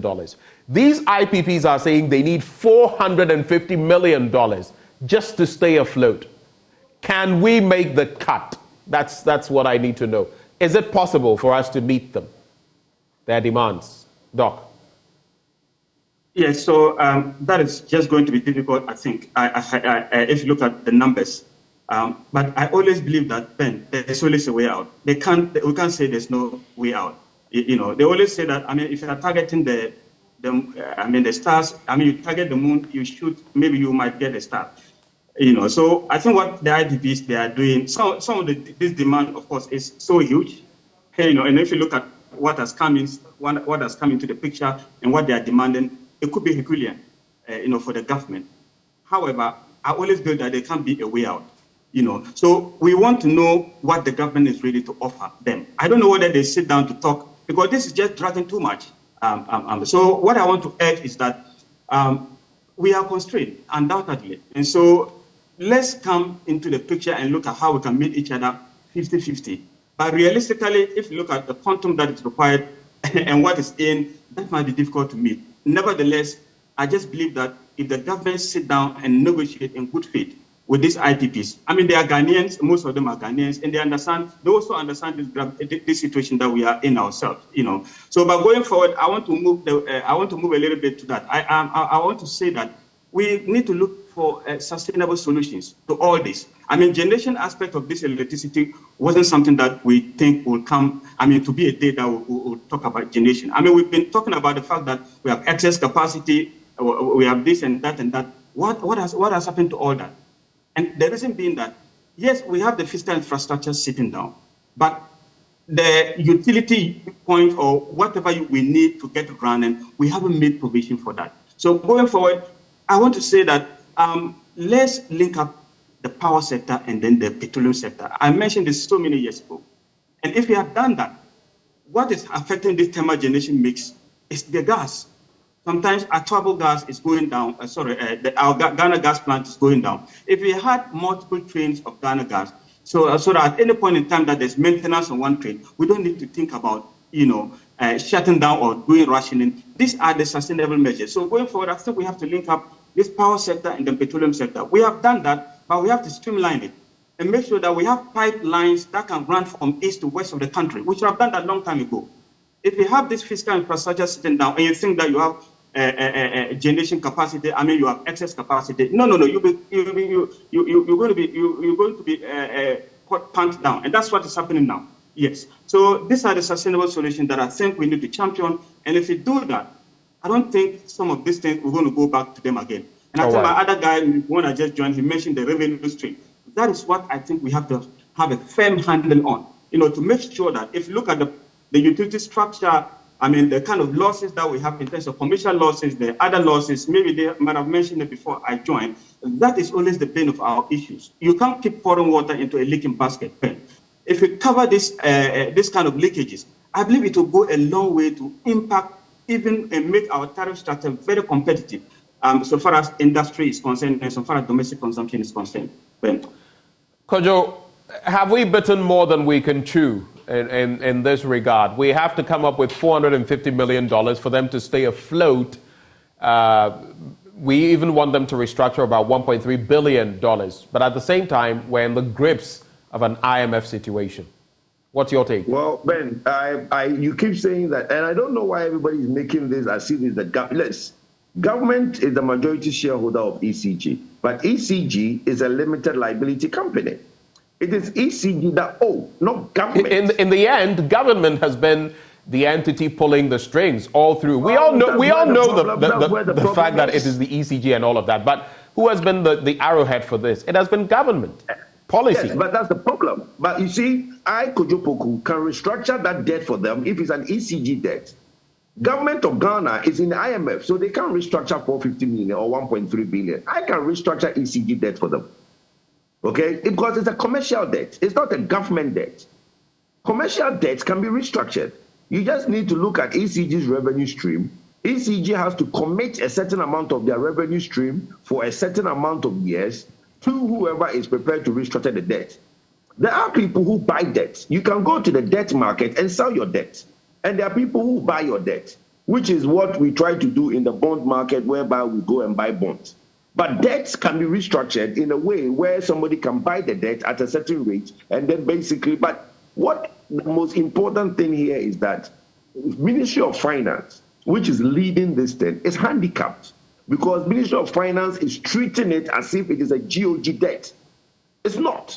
It's an ECG debt. So treat it as a commercial debt. Yes, the banks might refinance it. You might have external banks that might want to refinance it at a certain interest rate, right? Because as a ceiling in the country, because we have a D rating, companies might come in and give a certain amount of interest rate on the debt that might be high. But it's better than sitting there and government trying to scrap your hand. I have spoken to the MD of ECG, and I have told him certain things. That look at finding a medium to long-term debt as a company. It's not a Ministry of Finance is trying to help ECG resolve this problem with the IPP. But ECG should make a business decision. And the business decision is that you are indebted to the IPPs. You have revenues, and you know what? Good to Dubek. He has been able to, the MD of ECG, he's been able to increase ECG's revenue from about 450 million, 500 million to about 1 billion Ghana cedis every month. So the Mr. Mahama, who is now the MD of ECG, has been able to double the revenue of ECG. So what it means is that if you are to look at it as a business transaction, okay, then you can restructure your debt over the medium to long term. And let's deal with it as a business transaction, not as a government transaction, because government can help you. Before, we will say that government will go to the Eurobond, borrow more, bring it and pay you, so that in the long run, ECG will pay government. Now, government cannot do that. Now, you, ECG, should take a business decision that as a business, I'm indebted of 1.3 billion. How do I deal with it? Take half of that, go into the market and restructure it. You might pay a little bit more on interest, but it's possible. It's possible. That's just what I wanted from you. Right before we wrap the conversation, gentlemen, let me come to Adams Yakubu on this point. So what would it mean if these IPPs start rationing power, or even worse, shut down altogether? What would be the real implications of that? Yes, that would mean that we would have been losing some 72% of the total power that is being produced by these IPPs. And you can even imagine I think recently when there was a problem at Atiwa, some parts of the country had to go through rationing, and you could see the inconvenience. We all know what Dumso had been like in 2012, 2013, coming forward to 2015. So I'm not sure any one of us is prepared to go through that. And so whatever it takes for ECG, government of Ghana, to engage IPPs in a more amicable way to get a solution to this, like Doug did rightly state, is a commercial debt. What do? You can sell it to debt people, then they deal with it. You take the money, you give it to the IPPs as a short-term measure, then you find a way of ensuring that we would always call for the policing of your revenue. When you collect enough, you have enough to pay. But when you don't collect enough, definitely you don't even have the money to pay. You've not collected it. How then do you pay for it? Right. And so to add to the efforts of the MD for ECG, we are also pleading with unscrupulous people who go through that crime of stealing the power and thinking is for government. Like we have explained, government doesn't owe any power.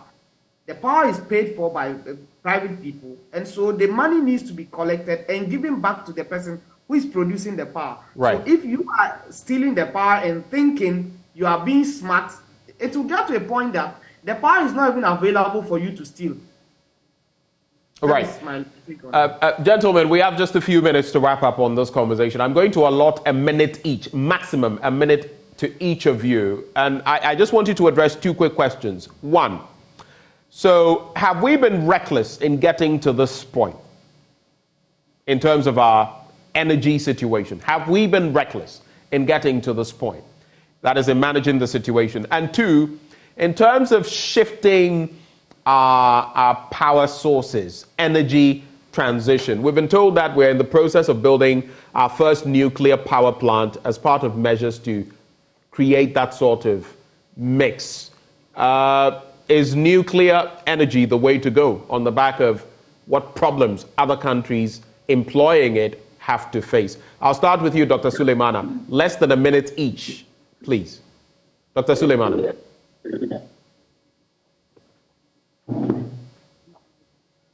Hello, Doc. Dr. Yes, Suleimana. Sorry. I think I was muted. So with the first part of it, I want to just quickly say that not reckless, but not being strategic. That's why we find ourselves here. And is this avoidable? Yes, if with a bit of strategy, we could have avoided that. But finding ourselves in this situation, we can't go back and think what we didn't do right and start complaining about what we should have done. We can just tackle the bull by the horn. We are already in the precarious situation. I urge government to sit down with the IPPs. There will always be a way out. But yes, if it's a bit of poor planning that has brought us to this place. I told you that earlier on, if we had linked up the power and the petroleum sector a long time ago, I think we would have been very competitive in terms of what we churn out, the per kilowatt hour the end user use. It would have been very competitive. Albeit we can still do something. Now, the second part of it, I think it's an excellent one. Energy transition has come to stay, and then especially the aspect of nuclear. Nuclear is not all that bad, Ben. Technology has advanced to the extent that we have modular reactors. The main thing is that once you are able, to take care of the safety ramifications or the safety aspect of nuclear power, you are good to go. In fact, nuclear power is one of the greenest source of power that you can talk about. And nuclear power can run continuously for a very long time with less maintenance. The only aspect of it is that we need to be able to take care of the safety aspect. And I think with what our nuclear units they are doing, they are in the right path. Once they are able to take care of the safety aspect of it, right, we should be good to go. And I think we need to diversify our generation portfolio. And nuclear comes to mind. Other energy sources, we need to bring it in to be able to. We don't have to rely on the thermal conventional means. Yeah, we can diversify the portfolio. Yeah. Thank you very much, Dr. Suleimana. Kojo Poku. Hi, Ben. I wouldn't use the word reckless. We've not had an in-depth focus. We think it's gone. We just dismantle the committees. Everybody go around as business as usual, but it's not. That's why I have always advocated that we should have a Ministry of Power. I've always said that, look, the Ministry of Energy, I believe its usefulness. We should have a Ministry of Power that now focuses in our power sector because there is in-depth problems within that sector. Okay, Ministry of Energy should be split to Ministry of Power, so there's focus. Then you have Ministry of Oil and Gas to deal with the upstream problem. But I wouldn't say reckless. I would just say that we've not had focus and in-depth attention to the problem, and it will reoccur in the coming years if care is not taken. The second part of nuclear, I'm all for nuclear. I think that we can do it, but the problem is that in the situation that we are in, it will be difficult to find investors at this stage, because all these things of not paying existing companies who are doing IPPs, getting the funding of private companies coming in to put their money into the country, we need to create the enabling environment for other investors to come. If we do not, okay, pay existing companies, and we do not let investors be reassured that we can pay our debt, a company coming to do nuclear will still be owed money and he will not pay. Right. Today, new power is old. All these IPPs are old. So we need to pay our indebtedness and make sure that that becomes a thing of the past and just basically move forward. Thank you, Kojo Poku. Adams Yakubu, you'll have the final bite. Yeah, so to just conclude, we would call for the deal with the inefficiencies in the distribution stream, and also make sure that the revenues that we mobilize, we are able to pay back to the IPPs. Then, as a country, we need to have a proper and a comprehensive projection of how our power situation would look like in the next 5, 10, 15, 20 years. Then we know which agreements are needed, which ones do we think we do not need. Like Doug did rightly state, we need some agreements. How long would it take us to get them? We need to know all that. The power sector, we play too much with it, like we do in other sectors. So we think that the inefficiencies in the system at the revenue side of the whole equation is where we need to tackle heads on, then we get any other thing falling out. The second part of the question is, I'm happy this has come up. We at the IES are currently concluding the activities of a research on the discovery of lithium, and each one of us know the role lithium plays in the energy transition conversation across the world. And Ghana has been fortunate to be one of the few countries in Africa that has this critical mineral. And so energy transition is something we cannot avoid. Even right from the start, we as a country are even getting the whole conversation wrong, because the whole world is talking energy transition and we are still talking about hydrothermal plants that generate hydrocarbons and still contribute to the conversations of what? Climate change and all that. So we as a country, our focus is even wrong from the global perspective. And so we think that this call for renewable energy, how can a country like Ghana, with all the renewable energy resources we have just 2% of our energy mix being renewable energy? This is most unfortunate. And so the conversation now should be, when we are looking into the future, what role would renewable energy play in our energy mix? I think this is what I would have to add. Thank you very much, gentlemen. And that takes me back to even the 60s and what Kwame Nkrumah was doing, looking at atomic energy, nuclear energy, so to speak, and how so many decades on, we've actually not actualized in that regard. But those who joined us for this conversation, Kojo Poku, he's an energy analyst. Adam Yakubu, you just heard him speak. He is a Research Policy and Programs Officer with the Institute for Energy Security, and Dr. Yusuf Suleimana, an energy strategist all the way in Oman. It's all about World Day Against Child Labor. The theme for this year, social justice for all and child labor. Now, that front in Ghana, we have a lot to talk about because we're not faring our best, you should say. But joining us for that conversation, we have Kwame Mensah. He is the ILO country representative, the International Labour Organization country representative. He joins the conversation. We also have in the studio James Kofi Annan, President, Challenging Heights. Let me say a very good morning to you, sir, Mr. Annan. Good morning. Thank you so much for joining the conversation, and thanks for what you're doing, especially in this light. Mr. Mensah, can you hear me, sir? Yes, I can hear you. Thank you very much. Good morning. I am not the country representative of ILO. I'm only one of the many national program coordinators. Thank you. Okay, so one of the national coordinators, you said? Mr. Mensah, did you just say one of the national program coordinators? I just want to confirm. All right, so we'll work on his connection and get back to him, but at least I heard something like national program coordinator, one of them. But let me come to you, Mr. Annan, in the studio. When you look at the state of child labor, child protection, so to speak, on that front in Ghana, what picture comes to mind? Well, I think we have a long way to go. I think as a nation, we have not fared well. In terms of both how we have approached the fight and our own structure in fighting against child labor. And I say this with a number of reasons. So we have the Ministry of Gender, Children and Social Protection, and then the child labor situation is being fought by the Child Labor Unit, which is under the Ministry of Employment and Labor Relations. Now we know that all welfare issues concerning children, issues concerning gender, vulnerability are all supposed to be handled by the Ministry of Gender, Children and Social Protection. So if you have placed the Child Labor Unit under the Ministry of Employment and Labor Relations, then obviously you're going to have a disconnection and there's not going to be a coordination in the approach towards fighting against child labor. If you have, let's say, 1,000 Ghana cedis to spend, you have to split it between these ministries, and it will not be efficient. So that is one of the reasons why we have not fared so well. But also more importantly is that we have not invested so much in the fight against child labor.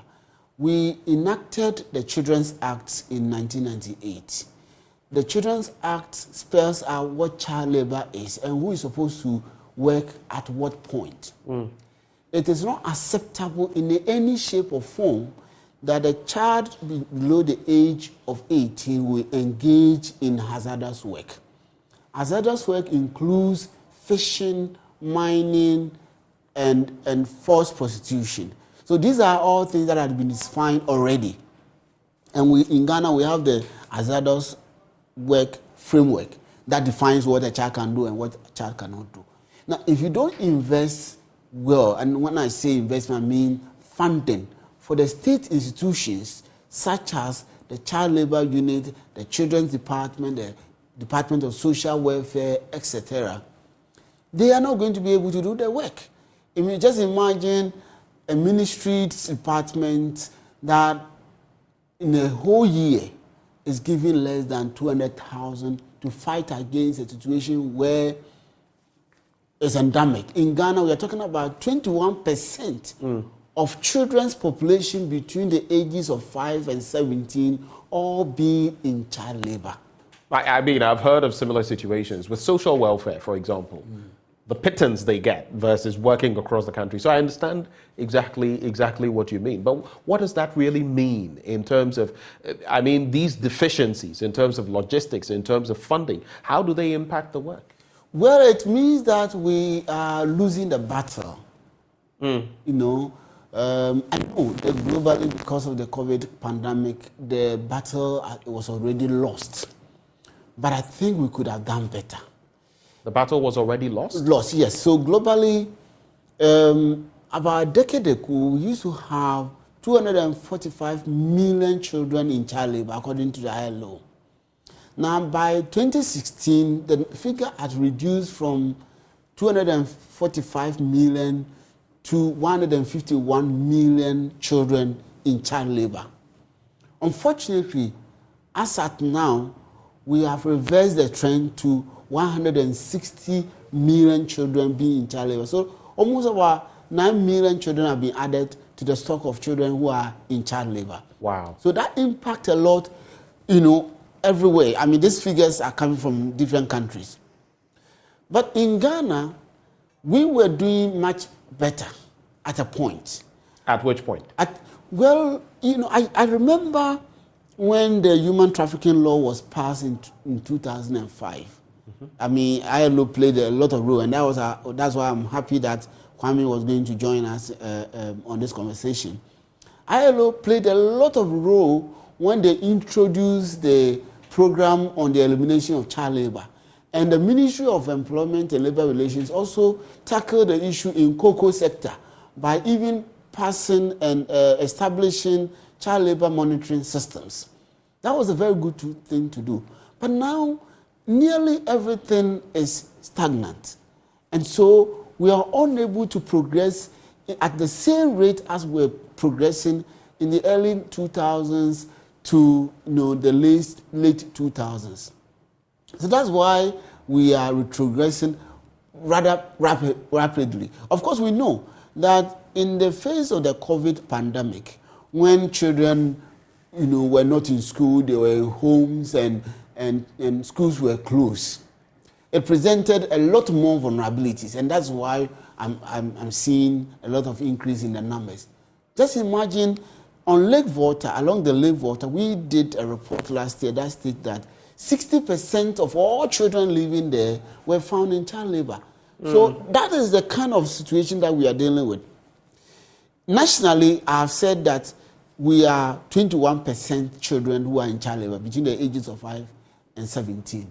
But that is a fifth, 1/5 of the child population. Exactly.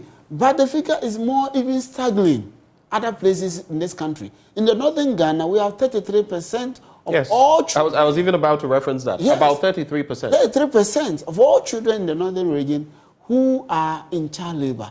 In fact, in Upper West region, we have 44% of all children between ages of 5 and 17 who are in child labor. And the shocking thing is that when it goes to the farming areas, the cocoa growing areas, the agricultural areas in general, we have 79% of all children between the ages of 5 and 17 who are in child labor. Very worrying dynamics. Let me bring in Mr. Mensah of the ILO, one of the national program coordinators. And looking at the figures, I mean, if you'd recall, there was a time, sometime this year, if I'm not mistaken, where Al Jazeera came out with a report from one of our farming communities. And it suggested that, the child labor situation was rife over there. From where you sit, what are the real dynamics of child labor in Ghana? Have we made any progress or are we retrogressing? My brother, I hope you can hear me clearer. I can hear you now. Go ahead, sir. Yeah. The work against child labor is progressing, and I thank Kofi for the explanations he has given and other more things to say. Ghana has ratified the key ILO conventions regarding child labor. So in that context, the country is on the right path. Convention 138 on minimum age for employment, and then Convention 182 on the worst forms of child labor. Ghana has a constitution that in Article 28 reflects the need that every child who is in work that is not helpful to his education, health and development should be protected. There's a very comprehensive Children's Act that is also being revised at the moment. So in terms of the legal framework, there are gaps here and there, but generally, Ghana is not doing badly. In terms of appreciating the concept... When you say Ghana is not doing badly, I always like specifics. If we're not doing badly, how well are we faring? Mr. Annan in the studio was saying that, especially on the back of some of the policies that we've brought to bear, acts, laws, and all of that, from the early 2000s, we had made some inroads all the way till the end of the early 2000s. So let's say from 2010 thereabouts, the situation has not exactly been what we would want. If you look at the figures he just mentioned, some 33% in the northern region, specifically, about 44% was it in the Upper East or Upper West region. When it comes down south, it is prevalent. In fact, along the Volta Lake, over 60% of the children are engaged in some form of child labor. So how well, then, are we faring? All right, so I placed that thing in the legal context. So in terms of legal framework, there is a good framework to deal with child labor, and it's important to start from there. In terms of the actual policies and their implementation, one of the key ways to judge, and that is what the indicator for the SDG target 8.7 is clear. Numbers of children, proportions of children that are in child labor, and you hit it right there with Kofi. So there are significant numbers of children who must be removed. Indeed, if there's even just one child who is in worst form of child labor, he or she must be out. In terms of policies, I mean, I'm not speaking for the country. From the ILO perspective, one of the things we recommend is the design and implementation of national plans of action. And so we have provided a lot of technical support for this to be done. And I am aware that today they are going to launch the next national plan of action.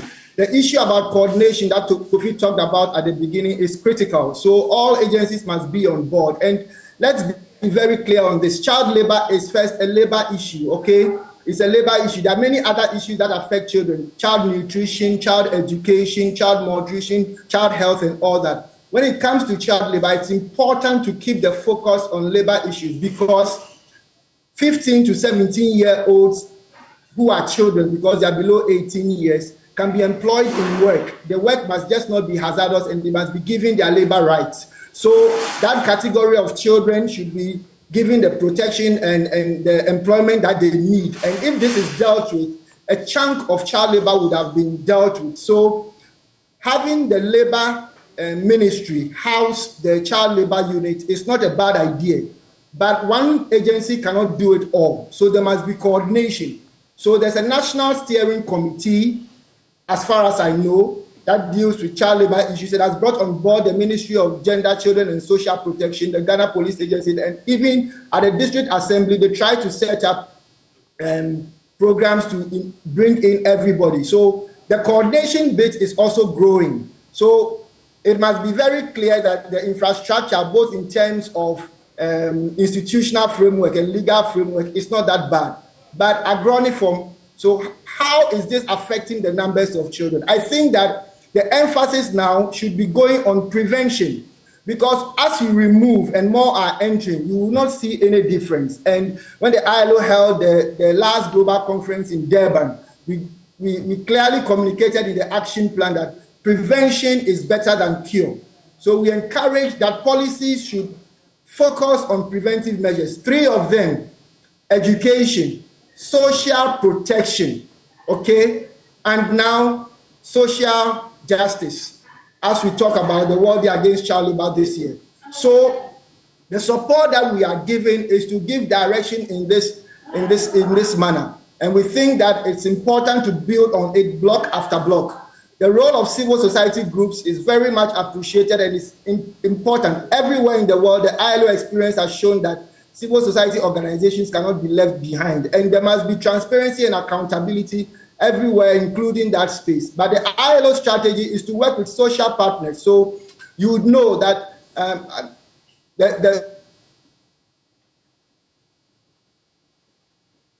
to make sure that there's proper organization for children to be removed out of child labor and kept in school, and then emphasis on education. So we know groups like the General Agricultural Workers Union, we know groups like the Ghana Mine Workers Union, the National Union for Seamen, Ports and Allied. All these groups are working towards sealing the issue of children getting into child labor. So prevention is critical. The learning outcomes are also critical, because you would know that we are getting to a situation where we have second generation child laborers. That is to say, for example, a 15-year-old boy who will be in child labor may have grow and become maybe 17-year-old and have a child with a lady, and then the child is 5 years old.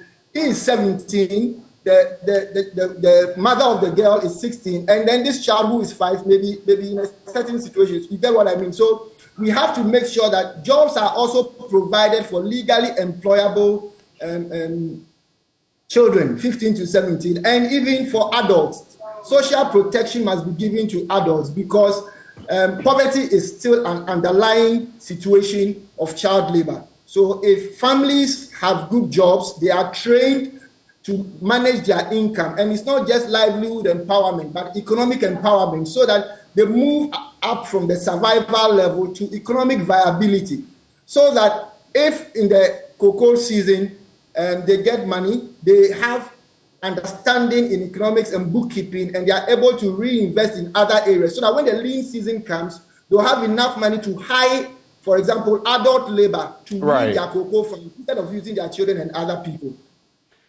Let me come back into the studio, Ms. Anand. So there's also the other dimension of this. Yes, there are those in that small window who can still be employed, though they qualify as children because they are under 18, the 15 to 17-year group that has been spoken about, Mr. Mensah was just talking about. But when it comes to, it always gets me upset, the street urchins, the child beggars on the streets. What is your take on that situation? We do know that a number of them may not be Ghanaian, but a number of them also are Ghanaian. What's your take on that? Well, Kwame is a very experienced person when it comes to this space, so I respect some of the things that he has mentioned. I think there are a lot of debatable comments that's made. If we had the time, we'll go into some of them. But you know, we have the Azedos child labor framework that defines what a child can do and what a child cannot do. And I'm making reference to what the question you just asked. There are certain words, whether you are 15, 16, 17, you cannot do. You shouldn't go there. That includes street begging. That includes fishing, mining, forced prostitution. These are not employable items for us to eat. They are not negotiable at all. So whether the person is poor or not poor, that window is closed to that person. Therefore, once you and I all see these children on the street begging, we must immediately have to act. When you have ratified laws, and we thank the government for ratifying those kind of conventions, that themselves do not remove the children from the streets. Ratification without action. Without action. And you rightly said, right here from Kokomemre to the street when you're getting to other Paloma areas, you see them. These are foreigners that can easily be taken and be rehabilitated and be supported. Are we waiting to ratify laws before we do that? No. Yes, prevention is good, but prevention, taking the children off the street themselves, is part of prevention. Are we not hearing a lot of stories of how vehicles have knocked down children on the streets? So if we remove them before that happened, that would have prevented the thing from happening. But let me go into some specifics. I sometimes become a bit since emotional. we do not have that much time, yes, I would ask you to be a bit brief with it so that we can wrap in the next point. But you go ahead. You see, I become a bit emotional when it comes to some of these things because myself, when I was a child, I endured it. You endured what specifically? Child labor. Child labor, right. From age 6 to age 13. That must have been traumatizing. Very traumatizing. So I feel how these children feel. We have a 13-year-old girl who has a 1-year-old son. 13? Yes, 13. She has a 1-year-old son. 1-year-old baby out of this situation. A number of these children who are just sent to Lake Volta, girls especially, a girl of 10, 11 years, sent there to serve as a sex material for other boys to be motivated to work more for a fisherman. And you think that that is a window for that child to gain employment? No. So you see how I become emotional? So in other words, what you just mentioned, that is sex slavery. Sex slavery. So this girl is brought in as some sort of, pardon my language, incentive for boys to go and work. The harder they work. Exactly. Wow. You don't have to make any excuse for that language. That is what it is. And so when we are talking about these issues, and I remember some of the things that I had to go through and the things that other children are going through now, I'm not talking law. The framework is good. And Ghana has very good framework. The Children's Act itself would have been enough. The human trafficking law would have been enough. We have national plan of actions upon national plan of actions every 3 years. They are enough. The conventions being ratified, enough. But we need action. And this government should invest minimum 10 million Ghana cedis to its own agencies that are providing the work to end child labor. Okay. Child labor unit, human trafficking secretariat, anti-human trafficking unit of Ghana Police Service, DOFSU, they must be resourced to address the issue. If that is done, you will see that we don't need more laws. At least 10 million needed. And that story about the young girl, 13 years with a child of 1 year already, I mean, that is just crazy. And this whole bit about incentivizing with sex and sex slavery. Yeah. So how old was he when he got pregnant? 12. No. You're talking less than 12. Because so the 13 with 1 year old, if he gave birth at the age of 12. So he got pregnant at the age of 11. Anyway. Mr. Mensah, you have the final bite in some 30 seconds. What's your final take as we wrap this conversation? I totally agree with the point that Kofi makes. I think that it's important for us to focus on the children who are in worst forms of child labor and other forms of child labor. When I talk about 15 to 17-year-olds who are legally employable, of course, I wasn't referring to children doing hazardous work. The point I was making is that when we create employment for young people, the prevention measures become stronger, and then we don't enter into a second generation of child labor. The numbers we have in Ghana are huge, and they are huge in other places as well. So pragmatic efforts must be put in place. Transparency, accountability, and consistency. The child labor monitoring system must be effective.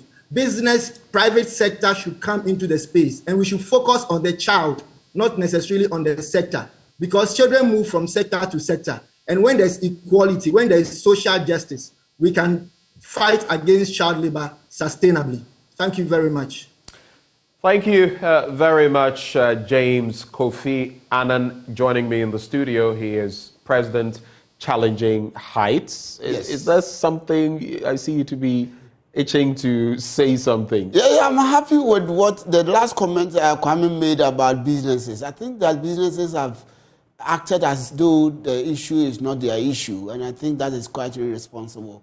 All businesses must join in the fight against child labor because they are culpable. They are promoters, they are linked, and in their supply chains, there are issues of child labor and child trafficking. We must act. We must act. James Kofi Annan is President Challenging Heights. We also had Kwame Mensah, who is one of the national programs coordinators for the International Labour Organization in Ghana. And that's how we mark World Day Against Child Labor 2023. The theme is social justice for all, end child labor. And all of us are involved. We are playing our part as a media entity.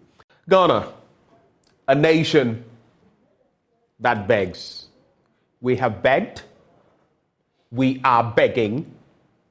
And if things remain the same, we likely will continue to beg. Joining me in the studio, the one who put together this latest piece, you'll be watching that at 8:30 p.m. tonight, but Isaac Kofiaje is with our team. He's a research analyst here. Isaac, good morning. Good morning, Ben. It's always good having you on the show. Thank you. And let me just say that for those of you who like or love blunt thoughts, a lot of the time the material you use or you see me using is courtesy of this fine gentleman and his team, Tony, Anthony, and Daniel. And Daniel as well. They all put their brains together and we we talk through, and we serve you blunt thoughts, so you should look out for him as well. But this bit, you know, over the weekend, we went through this entire bit, and it just got me going down memory lane and thinking of our country, and I was just wondering, why do we keep getting back to the same point? You know, Ben, it's quite interesting that this is the same year that we actually reclaimed our position as the top producer of gold. On the continent. Across the globe. Even more than South Africa. More than South Africa. And this is a country, the same country, top producer of gold, Second top producer of cocoa. Exactly. It's currently begging, other countries and creditors to give it debt relief. In fact, I was just talking about the independent power producers. We're begging them too. We are begging them to restructure about $1.5 billion of debt that we owe them. All because we contracted them to produce power. They are producing the power, but we can't pay them. How? How did we get here? Well, so A Nation That Begs is a 3-part series. The part 1 is titled The Genesis. Part 2 will be From Hero to Zero, and part 3 will look at a way forward. And so the part 1 tracks over 60 years of unbridled borrowing, where you listen to Bright Simmons. He says, we simply have not been able to find that part where we borrow and we get the money to pay back. We always have to go back to our creditors to beg them to forgive us or give us debt relief.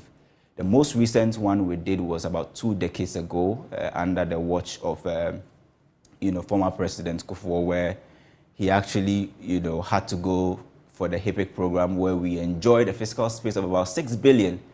Of that space was massive at the time.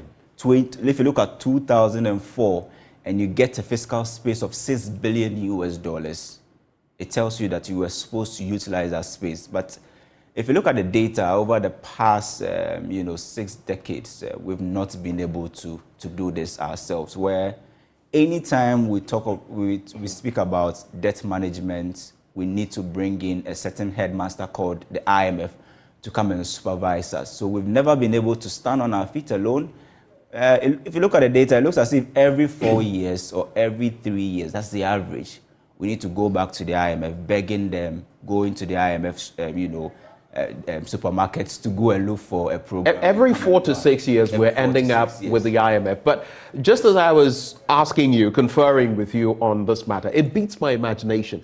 What is it? Because if it's the policies, we have them.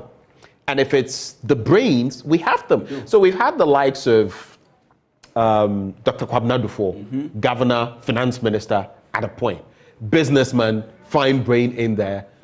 Osafo Mafo. He had his problems. Osafo Mafo. He had his problems. We had Kwejoba Redu. I mean, fine gentleman. May his soul rest in peace. He had his problems. Seth Tekbe. He stole lectures at Harvard and the rest. Had his problems. We now have another business person in there. Ken Oforiatta. Yale and Columbia University. Riddled with problems. What will it take? Well, so it's clear that without the IMF, we can't do this. And it's all because our economy is so much dependent on commodities, where if you don't get revenue from gold export, cocoa export, oil export, if prices dip, anytime we get affected. So the economy is so fragile that, anytime there's a global shock, we feel it the most, even than those who actually had the problems themselves. So you're talking of Russia, Ukraine, and the fact that we are feeling it more than even Ukraine itself. Exactly. It's simply because we've not been able to, carve our way out where we add value. We are the top producer of gold currently, but if you ask me about our gold reserve, it's funny. We are the top producer of gold, but if you ask me if we have a recognized refinery, I'm not sure we even do. You ask yourself why Switzerland, for example, refines most of the gold when we are producing the gold. The top. Same for cocoa beans, chocolate. And this makes no sense. It does not make any sense to still be begging. And so, we went to China just past 2 decades that we wanted to do business. We're tired of this whole grants and IMF program. So we wanted to do business, just like the way an individual walk to a bank and say, come on, I have this idea, give me a loan, let me work and come and pay you. That was the same strategy we went to China with. And over the past 2 decades, we've been able to rack up about $5 billion from Chinese loans. And now we can't pay. We are owing China about 1.7 billion cedis and all we are talking about is, China, can you come to the negotiation table so we start a debt restructuring? The Chinese don't do that. And now we are even putting Atiwa on the line.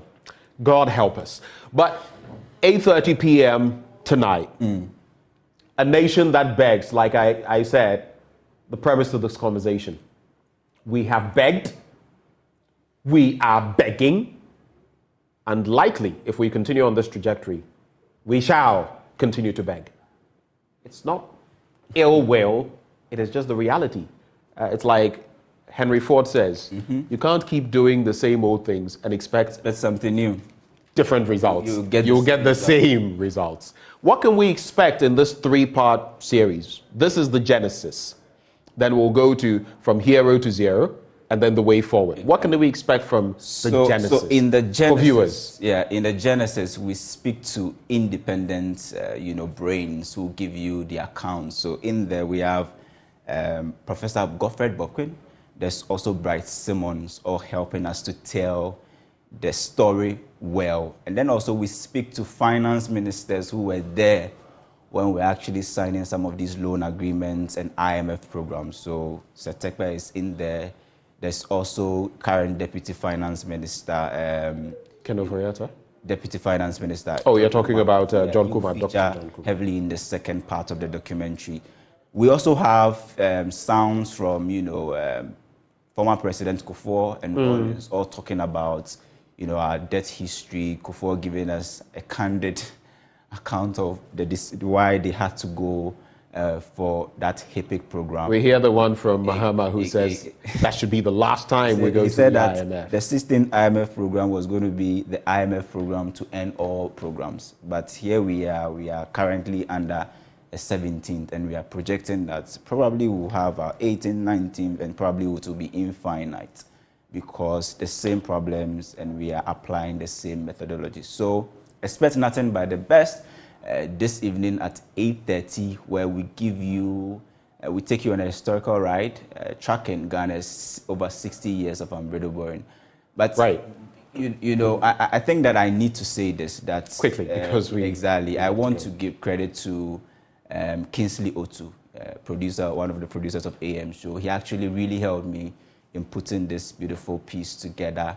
The video editor, James Abe, and then also Mark Daniels and the entire team for helping me. Kingsley has really been helpful in putting this documentary together. I can't really end this without mentioning Kingsley. He's been instrumental. Isaac Kofi J, A Nation That Begs. Look forward to it, 8:30 p.m. tonight. Well, now let's get cracking. National Science and Math quiz time, and the regional tour is still going on. Today our stop is in the central region, and those schools come to party at that stage. Well, joining us from there's Michael Ashali. Mike, if you can hear me, what exactly have the schools in the central region been up to?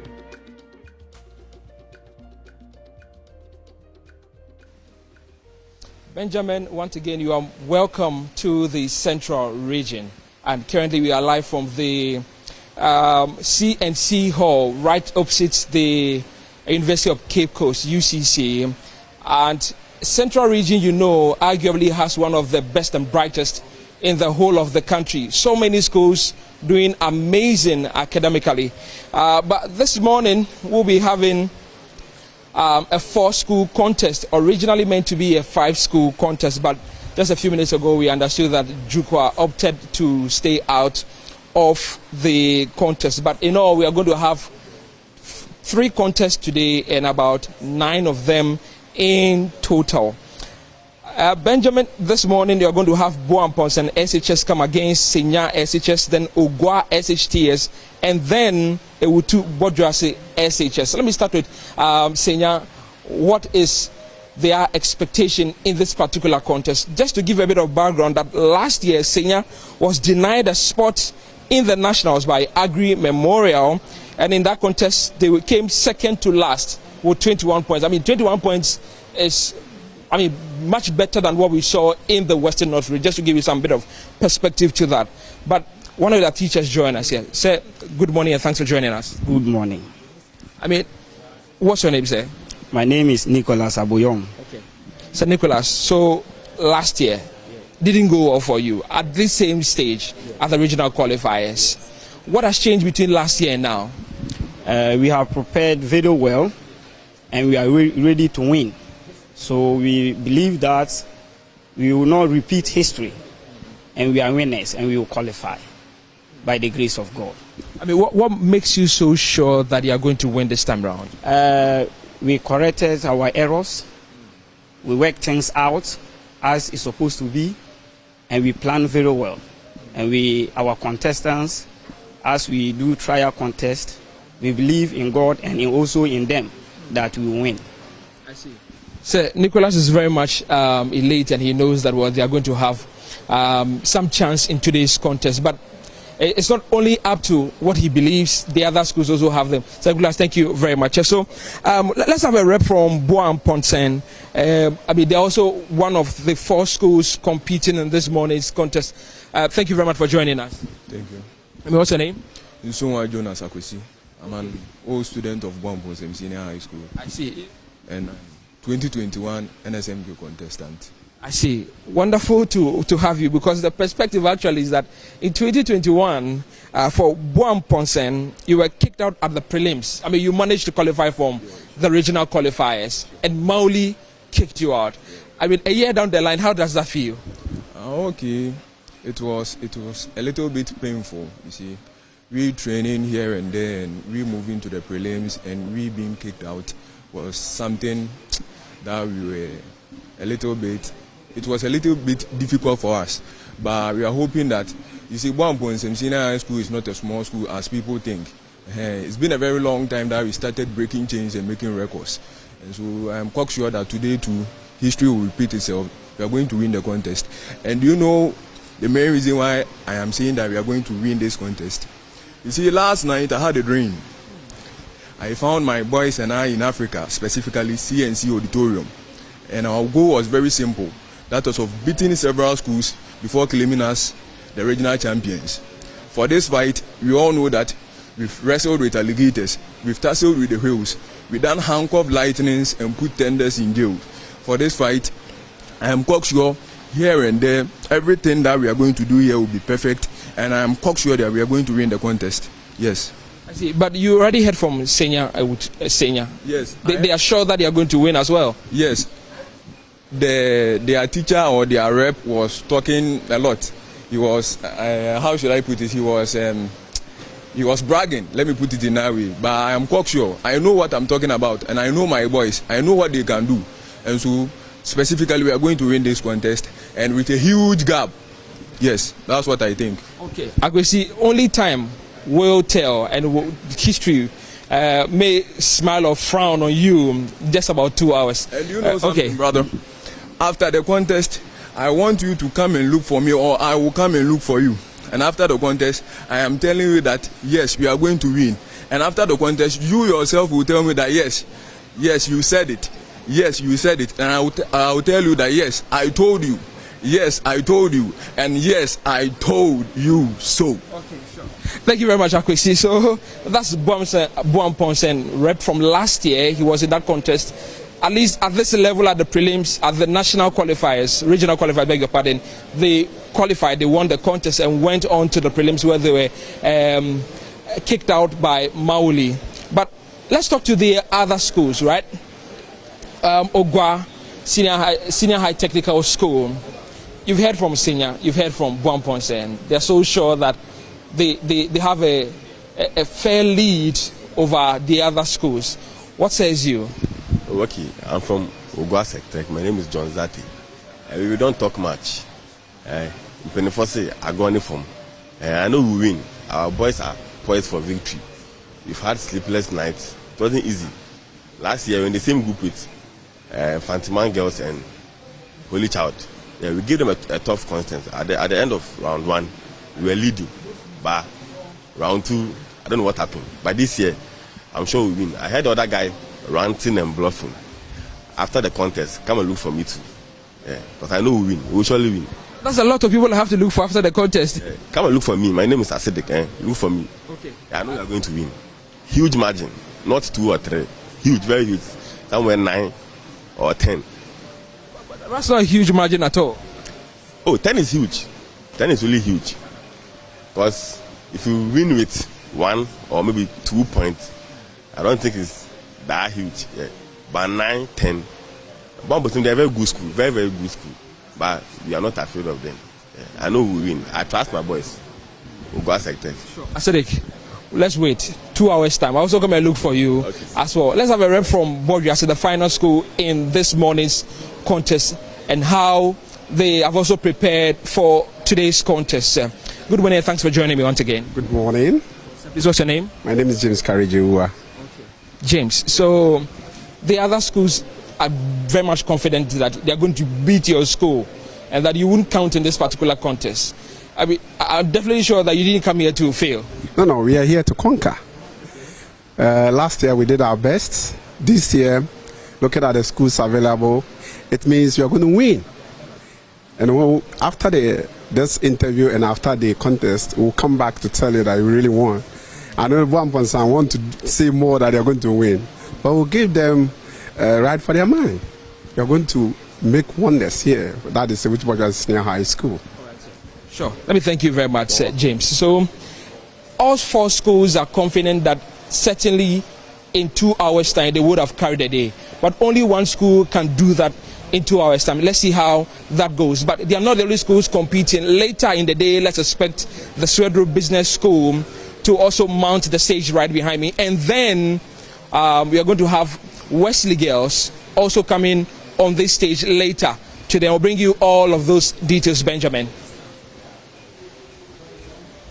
Much Michael Ashale, and that is that bout that is coming up today. All 4 schools, they should have been 5, one not going to be there, but all 4 schools saying they are going to carry the day. But which one actually will carry the day? There can be only one at the end of that competition. Well, we'll be bringing you coverage of that, the details of it, how the cookie crumbles. But right before we knock off on the AM show and bring you Joy News Desk on this channel, happy birthday to our superwoman.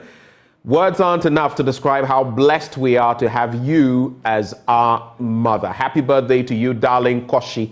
We're grateful for everything you do. God continues to bless you beyond your expectations. Lots of love from Zoe, Liam, Ludwig, and Na Ajele of Heads FM. So happy birthday to you, Madam Koshi.